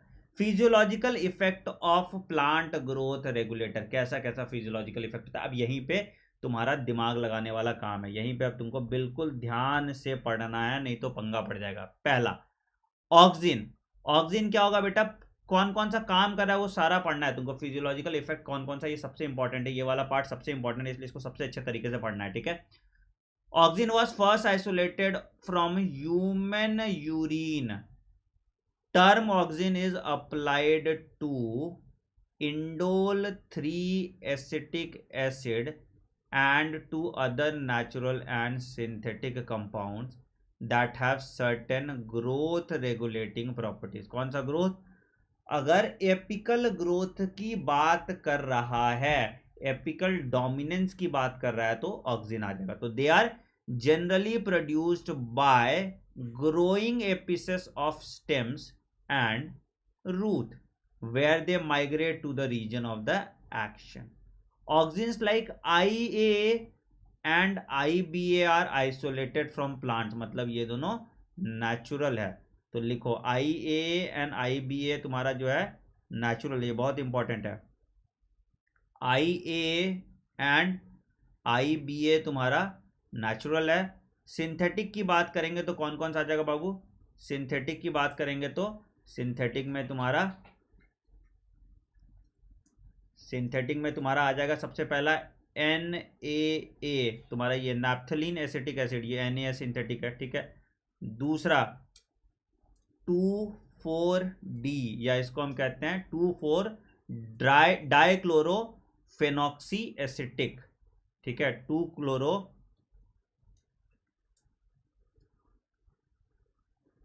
2,4 डाइक्लोरोफेनॉक्सी एसिटिक, सॉरी इसको लिख लो, यहाँ पे लिखा ही है वैसे तो।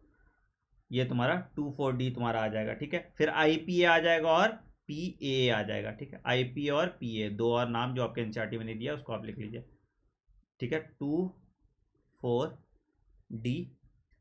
तीसरा आ जाएगा आपका IPA, ठीक है। इंडोल प्रोपिनोइक एसिड या इंडोल पायरुविक एसिड कह सकते हैं। इंडोल पायरुविक एसिड याद रखिए, आपको याद रहेगा, indole pyruvic.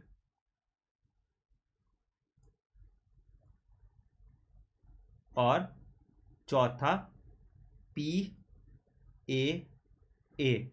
Phenyl phenoxy acetic acid, phenyl phenoxy acetic acid, ये तुम्हारा सिंथेटिक होता है। ये चारों तुम्हारा सिंथेटिक होता है, ठीक है। ऑल दीज ऑक्सीजन्स, अब ये सारे के सारे जो ऑक्सीजन्स है, all these oxygens have been used extensively in agriculture and horticultural practices, ठीक है। have been used extensively in agriculture and horticultural practice। अब क्या क्या काम करेगा ये देखो, पॉइंट लिखो क्या क्या काम करेगा। सबसे पहला करता है ये एपिकल डोमिनेंस। सबसे पहला काम जो ये करता है एपिकल डोमिनेंस, मतलब growth of root and shoot apex. सबसे पहला काम करता है एपिकल डोमिनेंस। ये सारे एनसीईआरटी में आपके दिए हैं, बस मैं पॉइंट वाइज आपको लिख देता हूं। Apical dominance. दूसरा काम ये करता है रूट इनिशिएशन।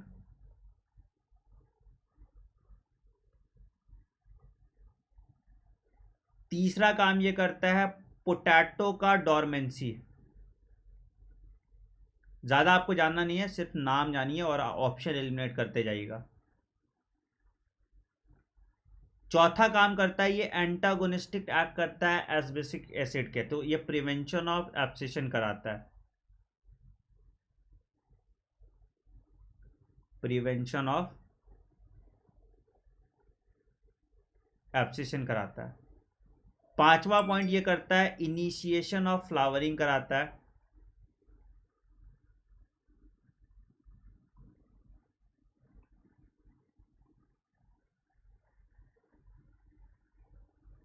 छठा काम ये करता है, और क्या करता था ये, पार्थेनोकार्पी कराता है ना, parthenocarpy.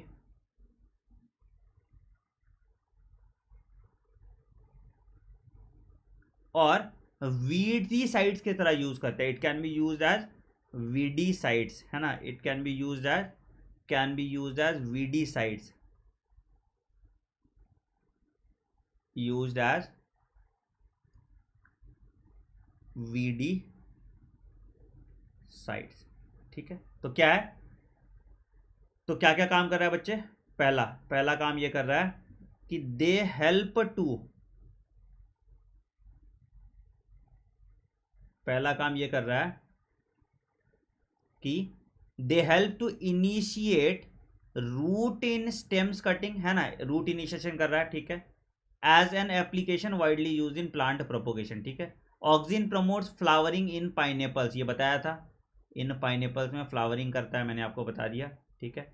Help to prevent fruit and leaf drop at early stages, ये भी इंपॉर्टेंट है।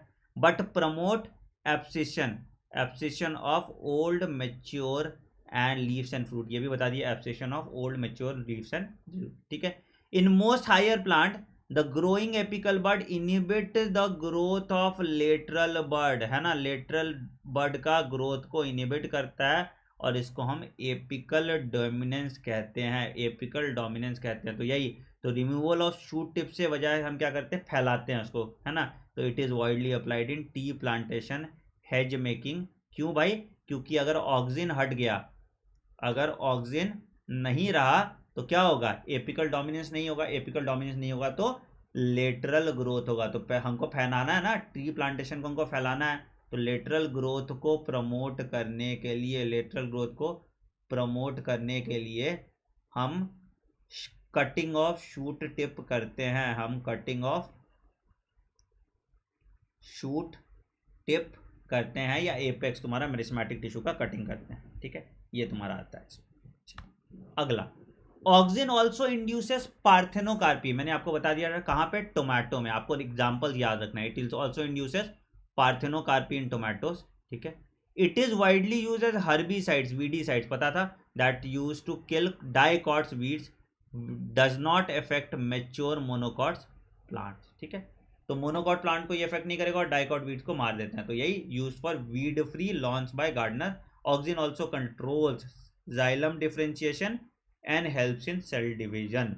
ठीक है, तो 7 काम किसके कर रहा है, साइटोकाइनिन के 7 काम कर रहा है, जाइलम डिफरेंशिएशन में भी हेल्प कर रहा है और सेल डिवीजन में भी प्रमोट कर रहा है, तो मतलब काम कर रहा है साइटोकाइनिन के फॉर्म में। ठीक है, अच्छा एक और पॉइंट जो बहुत इंपॉर्टेंट है, जो आपके क्वेश्चन आता है, जैसे मैंने बताया था, तो बायो एसे इसका जो है, बायो एसे कैसे निकला था ऑक्सिन का, ये निकला था एवीना कर्वेचर टेस्ट से, एवीना कर्वेचर टेस्ट। ये क्वेश्चन कम से कम 5 बार आया है, ये क्वेश्चन कम से कम 5 बार आया है, एवीना कर्वेचर टेस्ट। ठीक है, चलिए आगे बढ़ते हैं। दूसरा आते हैं, गिबरलिन की बात करते हैं, गिबरलिन की बात करते हैं। तो क्या भाई, तो गिबरलिन की अगर हम बात करें तो, गिबरलिन की अगर हम बात करें तो it is another kind of promotory plant growth regulator. ठीक है, there are more than 100 gibberellins reported from widely different organism such as fungi and higher plant. Fungi हमने देखा था, है ना, कुरोसोवा वाला। ठीक है, that is denoted as GA1, GA2, GA3 and so on. ठीक है, however gibberellic acid, that is GA3, was the one of the first gibberellin acid to be discovered and remains the most intensely studied form. तो one of the first was GA3. all gibberellic acid है तो मतलब they will be acidic in nature. they produce a wide range of physiological response to plants. क्या क्या है भाई, तो पहला काम फिजियोलॉजिकल इफेक्ट इसका लिखो, पहला पॉइंट ये करता है, पहला स्टेम और इंटरनोड इलोंगेशन। मैं लिख देता हूं बेटा, इसी पे क्वेश्चन आता है, स्टेम स्लैश इंटरनोड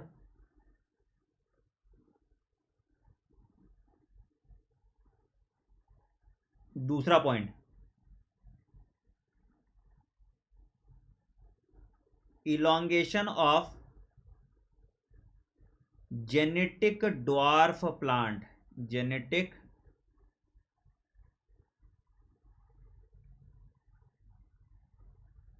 ठीक है, कोई भी जेनेटिक ड्वार्फ प्लांट है तो स्टेम इलोंगेशन उसका कर देगा, है ना, तो ग्रोथ के तरह काम करता है। तीसरा breaking of dormancy, seed dormancy का ब्रेकिंग करता है।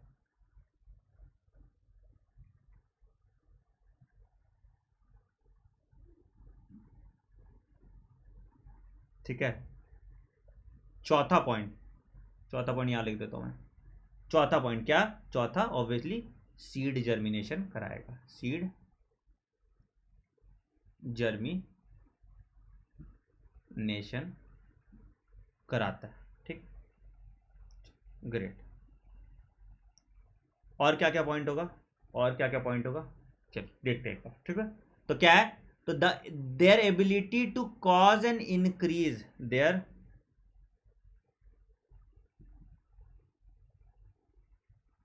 their ability to cause an increase in the length of the axis is used to increase the length of grape stalks, है ना, लेंथ इंक्रीज करा है किसमें, छोटे छोटे प्लांट है। पहला gibberellin causes fruits like apple to elongate and improve the shape, तो फ्रूट शेप का भी इलोंगेशन मतलब फ्रूट का साइज बड़ा करेगा। सेनेसेंस को डिले करता है, एक पॉइंट और लिख लो, डिलेज सेनेसेंस, 5वां पॉइंट लिख लो, delays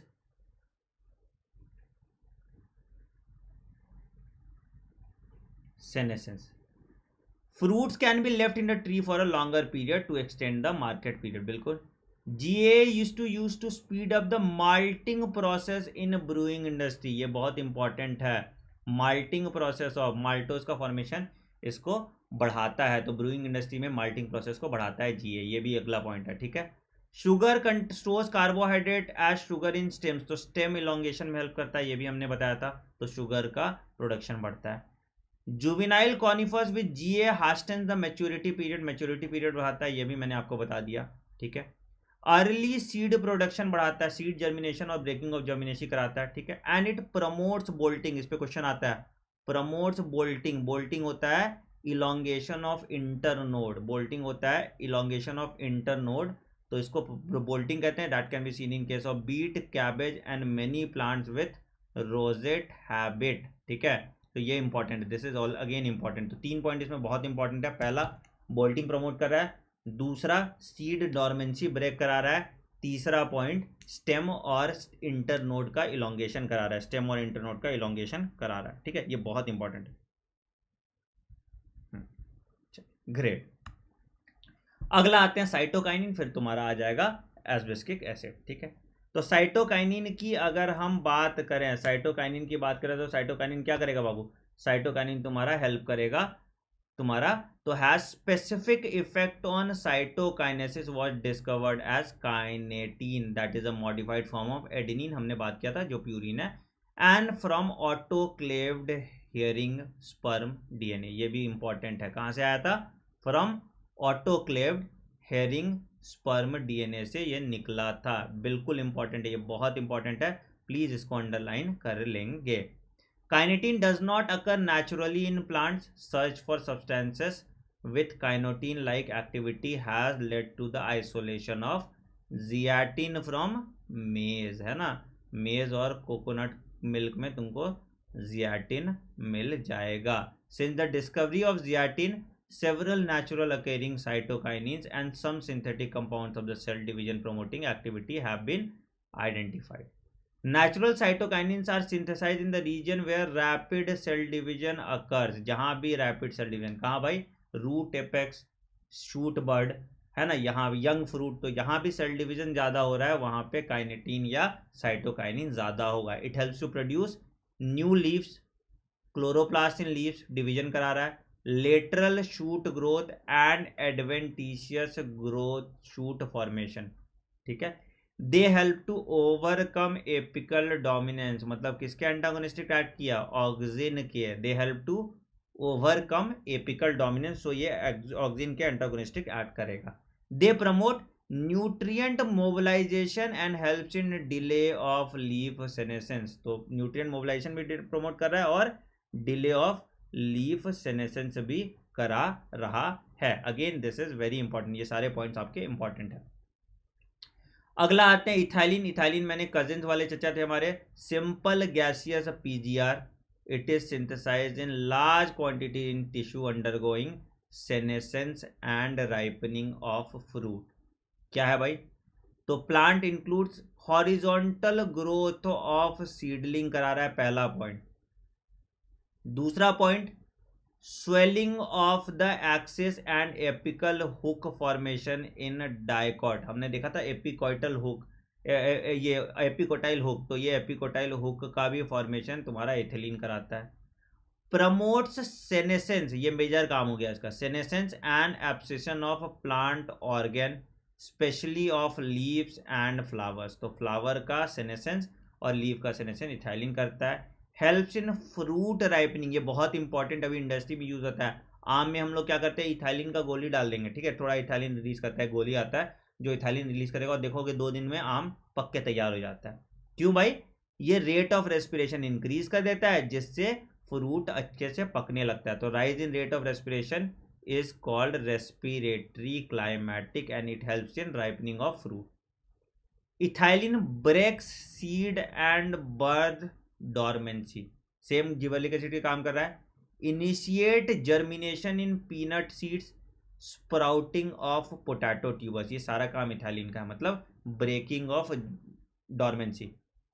ethylene promotes rapid internode petiole elongation in deep water rice plant, ये भी कर दिया, इलोंगेशन ऑफ पीटियोल और इंटरनोड भी कर रहा है। And it helps to remain the shoot parts above water, तो जो ये वाटर हाइड्रो वाले पानी वाले प्लांट्स होते हैं उनका जो शूट का उसको ऊपर पानी में रहने देता है, पानी के ऊपर रहने देता है। Ethylene also promotes root growth and root hair formation, thus helps in increasing their absorption surface, तो ये भी काम कर रहा है, रूट हेयर का ग्रोथ करा रहा है और रूट हेयर का फॉर्मेशन करा रहा है। तो ये तुम्हारा प्रमोटर वाला काम कर रहा है, और यहाँ पे जो सेनेसेंस और एब्सेशन करा रहा है ये तुम्हारा क्या चीज़ का काम कर रहा है, इनिबिटर का काम कर रहा है। तो यहाँ पे दोनों काम आ रहा है इथाइलिन का। Ethylene is use to initiate flowering, ये भी बहुत इंपॉर्टेंट है, फ्लावरिंग इथाइलिन कराता है for synchronizing fruit sets in pineapples. It induces flowering in mangoes also, mangoes का देखोगे ना वो जो होता है जिसमें भी फ्लावरिंग होता है, इससे क्या होता है प्रोडक्शन बढ़ जाता है। तो it is one of the most widely use PGR in agriculture. The most widely use compound as a source of ethylene is ethephon, यही होता है एथेफॉन, तुम्हारा एक सॉल्यूशन होता है, इसको स्प्रे करोगे ये प्लांट एब्जॉर्ब कर लेता है और ये इथाइलिन धीरे धीरे छोड़ता है। तो ये क्या होता है राइपनिंग कराता है, किसका किसका, तो it hastens fruit ripening in tomatoes and apples and accelerates abscission in flowers and fruit. तो थिनिंग ऑफ कॉटन, चेरिल और वॉलनट यहाँ पे होता है। It promotes female flowers in cucumber, ये क्वेश्चन आया हुआ है, ठीक है, thereby increasing the yield, ये बहुत इंपॉर्टेंट है, this is important, promotes female flowers in cucumber. तो इसको 10 पॉइंट में तुम लिख लो और ये 10 पॉइंट आपको याद करना पड़ेगा, इसमें कुछ समझने वाला है नहीं है सच, ठीक है। तो ये आगे आखिरी हार्मोन है जिसको हम एब्सिसिक एसिड कहते हैं। अगेन एब्सिसिक एसिड का इनिबिटर का रोल होता है, ठीक है, तो एब्सिशन एंड डॉर्मेंसी। तो but like other PGR it also has a wide range of effect on plant growth and development. कैसा, it acts as a general growth inhibitor, inhibitor of metabolism और growth inhibitor करता है। दूसरा, inhibit करेगा seed germination को, stimulate करेगा closure of stomata को, increase करेगा टॉलरेंस ऑफ प्लांट को to various kind of abiotic stress. अगर एबायोटिक स्ट्रेस प्लांट में हो रहा है तो एब्सिसिक एसिड ज़्यादा अमाउंट में रिलीज होगा, इसलिए इसको हम स्ट्रेस हार्मोन भी कहते हैं, इसलिए हम इसको स्ट्रेस हार्मोन भी कहते हैं, ठीक है। Plays a important role in seed development, maturity and dormancy, seed dormancy को ये प्रमोट करेगा, ठीक है। And it helps the seed to withstand desiccation and other factors during unfavourable condition. तो ये किसके एंटागोनिस्टिक एक्ट कर रहा है, ये एंटागोनिस्टिक एक्ट कर रहा है गिबरलिक एसिड और कुछ हद तक इथाइलिन भी, ये गिबरलिक एसिड के एंटागोनिस्टिक एक्ट कर रहा है। क्यों, क्योंकि वो सीड जर्मिनेशन प्रमोट कर रहा था, ये सीड ग्रोथ को या सीड डॉर्मेंसी को प्रमोट कर रहा है, ठीक है। चलिए आगे बढ़ते हैं। We summarize that for any and every phase of growth, differentiation and development of plant, one or the other plant growth hormone plays a role, obviously. तो the roles could be complementary, synergistic हो सकता है, और कुछ उल्टा एक दूसरे के भी काम कर सकता है, कुछ उल्टा एक दूसरे के भी काम कर सकता है। कौन कौन आपस में सिनर्जेटिक है, कौन कौन आपस में उल्टा है, ये मैं आपको पीडीएफ शेयर कर दूंगा इसका, कहाँ पे, हमारा टेलीग्राम पे। इसका मैंने टेबल भी देखा था एक किताब में, तो मैं टेलीग्राम पे इसका पीडीएफ अभी शेयर कर दूंगा क्लास के बाद, पीडीएफ आपको मिल जाएगा। नीट प्लस मेरा टेलीग्राम चैनल है बच्चों, ठीक है, नीट प्लस पे आपको इसका पीडीएफ मिल जाएगा। नीट प्लस आप जाके सर्च कीजिएगा, मेरे नाम से टेलीग्राम चैनल है डॉक्टर आनंद मनी, ठीक है, तो यहाँ पे आपको इसका पीडीएफ भी मिल जाएगा। Similarly, there are number of events in the life of a plant where more than one PGR interact to affect the event, जैसे dormancy of seed, bud abscission, senescence and apical dominance, इसमें एक से ज़्यादा factor काम करेगा, ठीक है, बिल्कुल। The role of PGR is only one kind of intrinsic control, obviously यहाँ पे बहुत सारे फैक्टर्स काम करेंगे, इंट्रासेलुलर फैक्टर्स काम करेंगे, दैट इज जेनेटिक फैक्टर, फिर उसके बाद एक्सट्रिंसिक फैक्टर्स काम करेंगे। तो अगेन ये भी 3 एक्सट्रिंसिक फैक्टर्स की हम बात करेंगे। पहला एक्सट्रिंसिक फैक्टर है वर्नलाइजेशन, दूसरा फ्लावरिंग, तीसरा डॉर्मेंसी, चौथा seed germination and plant movement, ठीक है। तो क्या है, many of the extrinsic factors such as temperature and light control plant growth development via PGR, ये फैक्टर्स है आपके vernalization, flowering, dormancy, seed germination and plant movement. ठीक है, चलिए तो हम लोग देखते हैं। सबसे पहले आते हैं फोटो पीरियोडिज्म। सिंपल सा चीज़ है, इसमें ज़्यादा दिमाग लगाने की ज़रूरत नहीं है। फोटो पीरियोडिज्म, तो फोटो पीरियोडिज्म मतलब क्या हुआ बाबू कि ड्यूरेशन ऑफ फ्लावरिंग अगर सनलाइट पे डिपेंड कर रहा है उसको हम फोटो पीरियोडिज्म कहते हैं। तो it has been observed that some plant require a periodic exposure to sunlight to induce flowering. This can be seen that such plants are able to measure the duration of exposure of sunlight, है ना, measure कर सकता है। For example, some plants required the exposure of light for a period exceeding as well as define the critical duration, while other must be exposed to light for a period less than its critical duration before the flowering is initiated in them। ठीक है, तो जिसमें light ज़्यादा चाहिए उसको हम long day plant कहते हैं, जिसमें लाइट कम चाहिए उसको हम शॉर्ट डे प्लांट कहते हैं, और जिसको लाइट से फर्क नहीं पड़ता उसको हम डे न्यूट्रल प्लांट कहते हैं। इसमें आपका एग्जाम्पल आएगा, इसमें आपका एग्जाम्पल आएगा जो बहुत इंपॉर्टेंट होता है। तो शॉर्ट डे प्लांट का एग्जाम्पल लिख लो जो पहले आया हुआ है, ये आपके एनसीईआरटी में शायद नहीं दिया हुआ है। शॉर्ट डे प्लांट का एग्जाम्पल आ जाएगा टोबैको,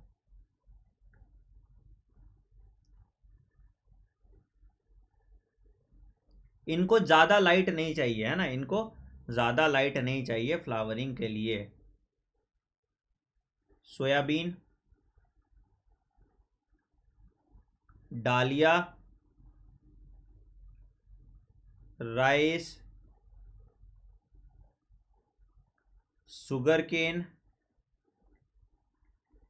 एंड क्रिजेंथम।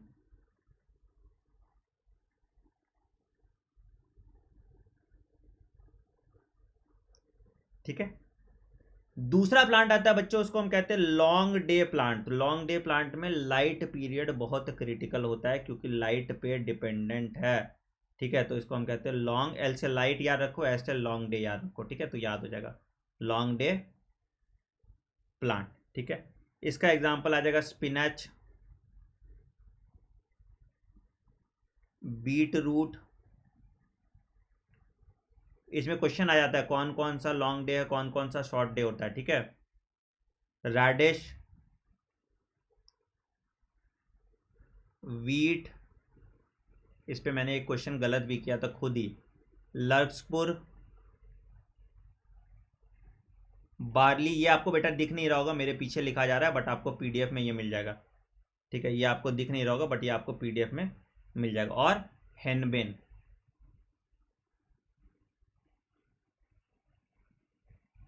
तीसरा आता है, इसको हम कहते हैं डे न्यूट्रल प्लांट। तीसरा आता है, इसको हम कहते हैं डे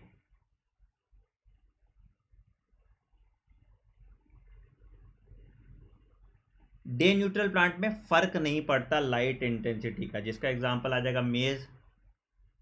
अगेन इसमें जो आपका आना है एग्जाम्पल ही आने हैं आपके एग्जाम में। ठीक है, मेज,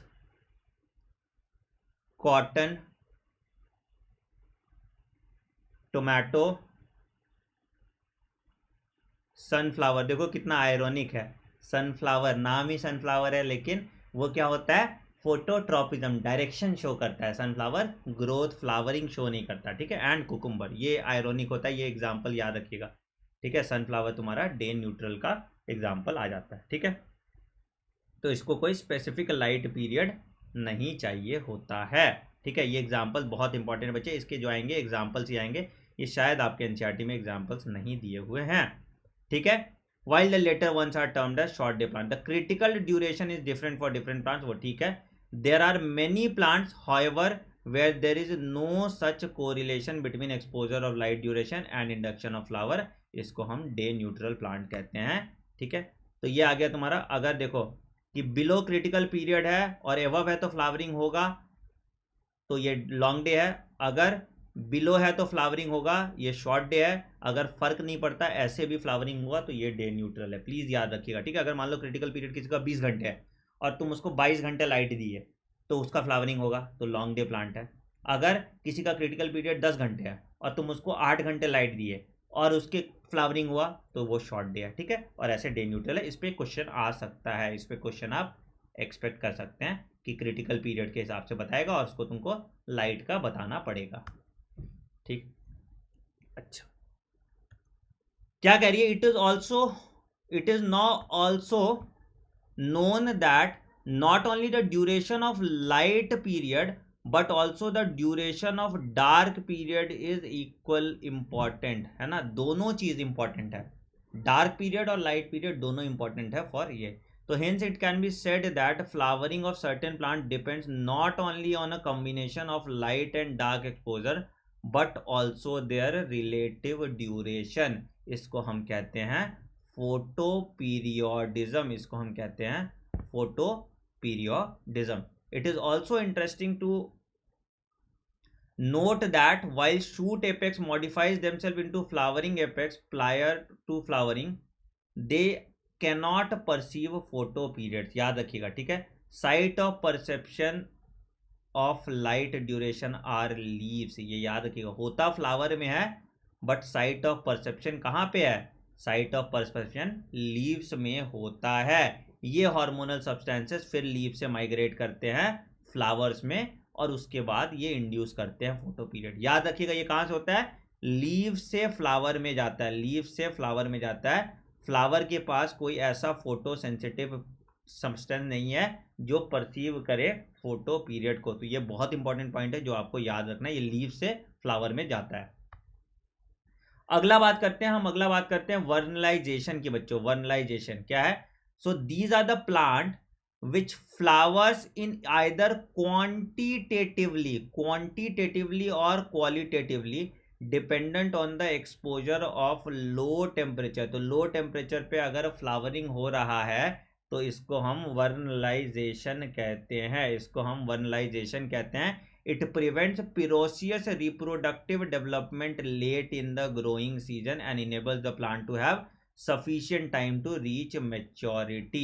तो vernalization refers to promoting of flower by a period of low temperature। तो जहां भी लो टेम्परेचर होगा फ्लावरिंग इंड्यूस होगा ताकि ये प्रोडक्शन हो। तो कहां पे, जितना रबी क्रॉप तुम देखो, जितना rabi crop wheat, barley, rye have two kinds of variety. एक विंटर वैरायटी होता है, एक स्प्रिंग वैरायटी होता है। Spring variety are normally planted in the spring and come to flower and produce grain before the end of growing season.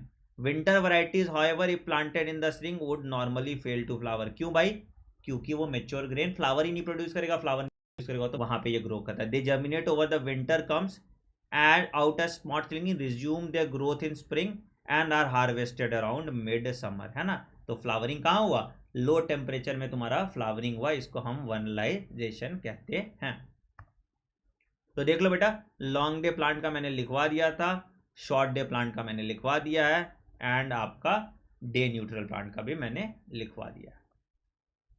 Another example of vernalization is seen in case of biennial plant. Biennial plant क्या होता है, पहला साल ये grow करता है, उसके बाद ये फ्लावर करता है, उसके बाद ये मर जाता है। अगेन ये मोनोकार्पिक होते हैं। मोनोकार्पिक मतलब flowers only once in their life time and dies in the second season. जैसे sugar beet, cabbage, carrot, brinjal, ये सब तुम्हारा बाइनियल्स हो गया, ठीक है। Subjecting the growing of biennial plant to a cold treatment stimulates subsequent photoperiodic flowering response, ठीक है। तो इसी तरह से बाइनियल प्लांट्स के बारे में भी हम वर्नलाइजेशन देखते हैं। तो लो टेम्परेचर पे जो हो रहा है इसको हम वर्नलाइजेशन कहते हैं। लास्ट पॉइंट आ गया सीड डॉर्मेंसी। सीड डॉर्मेंसी हमने ऑलमोस्ट पढ़ा हुआ है बट एनसीईआरटी में लास्ट में एक लिखा हुआ है तो थोड़ा देख लेते हैं। So there are certain seeds which fail to germinate even when external conditions are favorable. Such seeds are understood to be going up per period of dormancy which is controlled by क्या factors जो seed के अंदर हैं, hormones. कौन से, chemical inhibitors such as abscisic acid, phenolic acid, parascorbic acid and immature embryos are some of the reason that causes seed dormancy। तो seed dormancy अगर favourable condition भी किसी सीड को दे रहा हो और वो ग्रो नहीं कर रहा तो वो सीड डॉर्मेंसी है, ठीक है। This dormancy can overcome through natural means and various other man made measure. जैसे सीड कोड को हम तोड़ दिए। दूसरा दूसरा क्या कर सकते हैं, उसको शेक कर सकते हैं। तीसरा माइक्रोबियल एक्शन करा सकते हैं, जिससे क्या होगा, सीड कोड रप्चर करेगा और वो निकल जाएगा। या इन्वायरमेंटल कंडीशन चेंज कर सकते हैं टू ओवरकम सीड डॉर्मेंसी। तो सीड डॉर्मेंसी ओवरकम करने का सबसे अच्छा फायदा होता है कि हमको जल्दी प्लांट्स मिल जाता है। तो effect of inhibitory substance can be removed by subjecting it to chilling condition, low temperature में अगेन इसका ग्रोथ होगा, और application of certain chemicals like gibberellic acid जो सीड डॉर्मेंसी को ब्रेक करेगा। तो मतलब हमको एस्बेस्टिक एसिड के उल्टा या एंटागोनिस्टिक सब्सटेंस लगाना है, जिससे मेरा स्पीड डॉर्मेंसी कंप्लीट हो जाता है। सो यही था गाइस आज के लिए, ठीक है। आप मुझे यहाँ पे टेलीग्राम पे फॉलो कर लीजिए, टेलीग्राम पे मुझे आप फॉलो कर लीजिए बच्चों, ताकि आपको इसका भी पीडीएफ मैं शेयर कर देता हूँ। मैं टेबल शेयर कर दूंगा बच्चे अभी आपको कि कौन कौन सा क्या क्या काम करता है, ठीक है। वैसे तो मैंने लिख दिया है, बट फिर भी मैं एक टेबल शेयर कर दूंगा। बट अगेन आपको एनसीईआरटी की रीडिंग 3 टाइम्स लगानी है। एक बार तो आपने मेरे साथ लगा लिया, या तो आप इस वीडियो को 3 बार स्पीड पे बढ़ा के 1.2x स्पीड या 1.5x स्पीड पे देख लीजिए, तो आपको दोनों तरफ से विजुअलाइज करके याद होता रहेगा, ठीक है। इस चैप्टर को आपको कोरली एनसीईआरटी से पढ़ना है। जो एनसीईआरटी के बाहर आपका 1-2 लाइन था वो मैंने लिख दिया, इससे बाहर एनसीईआरटी का कुछ नहीं आएगा। सेकेंडली गाइस, ये चैप्टर मैंने जिंदगी में पहली बार पढ़ाया, तो आपको बताना कैसा लगा। ऑब्वियसली मैंने सिर्फ रीडिंग की है, क्योंकि ये आपका आता है एनसीईआरटी से ही, और इसमें रट्टाफिकेशन वाला था, इसमें कुछ प्रोसेस वाला था नहीं मैकेनिज्म समझाने का। तो मैंने सिर्फ इसको आपके लिए पहले पढ़ा, मैंने इसके सारे ऑब्जेक्टिव क्वेश्चन सॉल्व किए, किस पैटर्न का क्वेश्चन आता है ये मैंने देखा, और उसके बाद फिर मैं आपको आज पढ़ा रहा हूँ। तो इस पर बहुत मेहनत लगी है मेरी। तो ज़रूर बताना आज का सेशन आपको कैसा लगा। वीडियो पसंद आया तो वीडियो को इसी तरह से खूब सारा प्यार दिखाते रहिए बेटा। थोड़ा क्लास में आप लोग रेगुलर रहिए, जैसे थोड़ा फिर मुझे भी इंथुजियाज्म मेरा भी ख़त्म हो जाएगा, और फिर मेरा जो आप लोग को देने का मन करेगा वो चीज़ें कम हो जाती है ना। फिर जब आपका ही अगर एफर्ट नहीं रहेगा तो फिर मुझे भी एफर्ट देने का मन नहीं करेगा। सो प्लीज़ थोड़ा इंथुजियाज्म रखिए क्लास में, थोड़ा रेगुलर रहिए आप क्लास में, ताकि आप अच्छे कर पाएँ, ठीक है। बाकी बच्चों, अगर आप प्लस पे आना चाहते हो तो आप रेफरल कोड आनंद यूज़ करें, और आपको 10% डिस्काउंट मिल जाएगा जब भी आप प्लस पे आएंगे। मेरे सुपर रैंकर्स बैच में आप एनरोल कर सकते हैं। वीडियो पसंद आया तो वीडियो को खूब सारा प्यार करना, कमेंट में मैसेज करके ज़रूर बताना आज का सेशन कैसा लगा। और अगेन आई प्रॉमिस यू, आपको समझ कुछ आए ना आए, सवाल आपसे सारे बन जाएंगे, सारे क्वेश्चन आपके एनसीईआरटी से ही आएंगे, एनसीईआरटी से बाहर कुछ नहीं आएगा, ठीक है। सो अगला चैप्टर आपको कौन सा पढ़ना है कमेंट सेक्शन में बताइए, मैं वही चैप्टर आपका अगले 1 डे 1 चैप्टर सीरीज में कंप्लीट करा दूंगा। So that's it for today guys, I will see you in classes, bye bye and take care.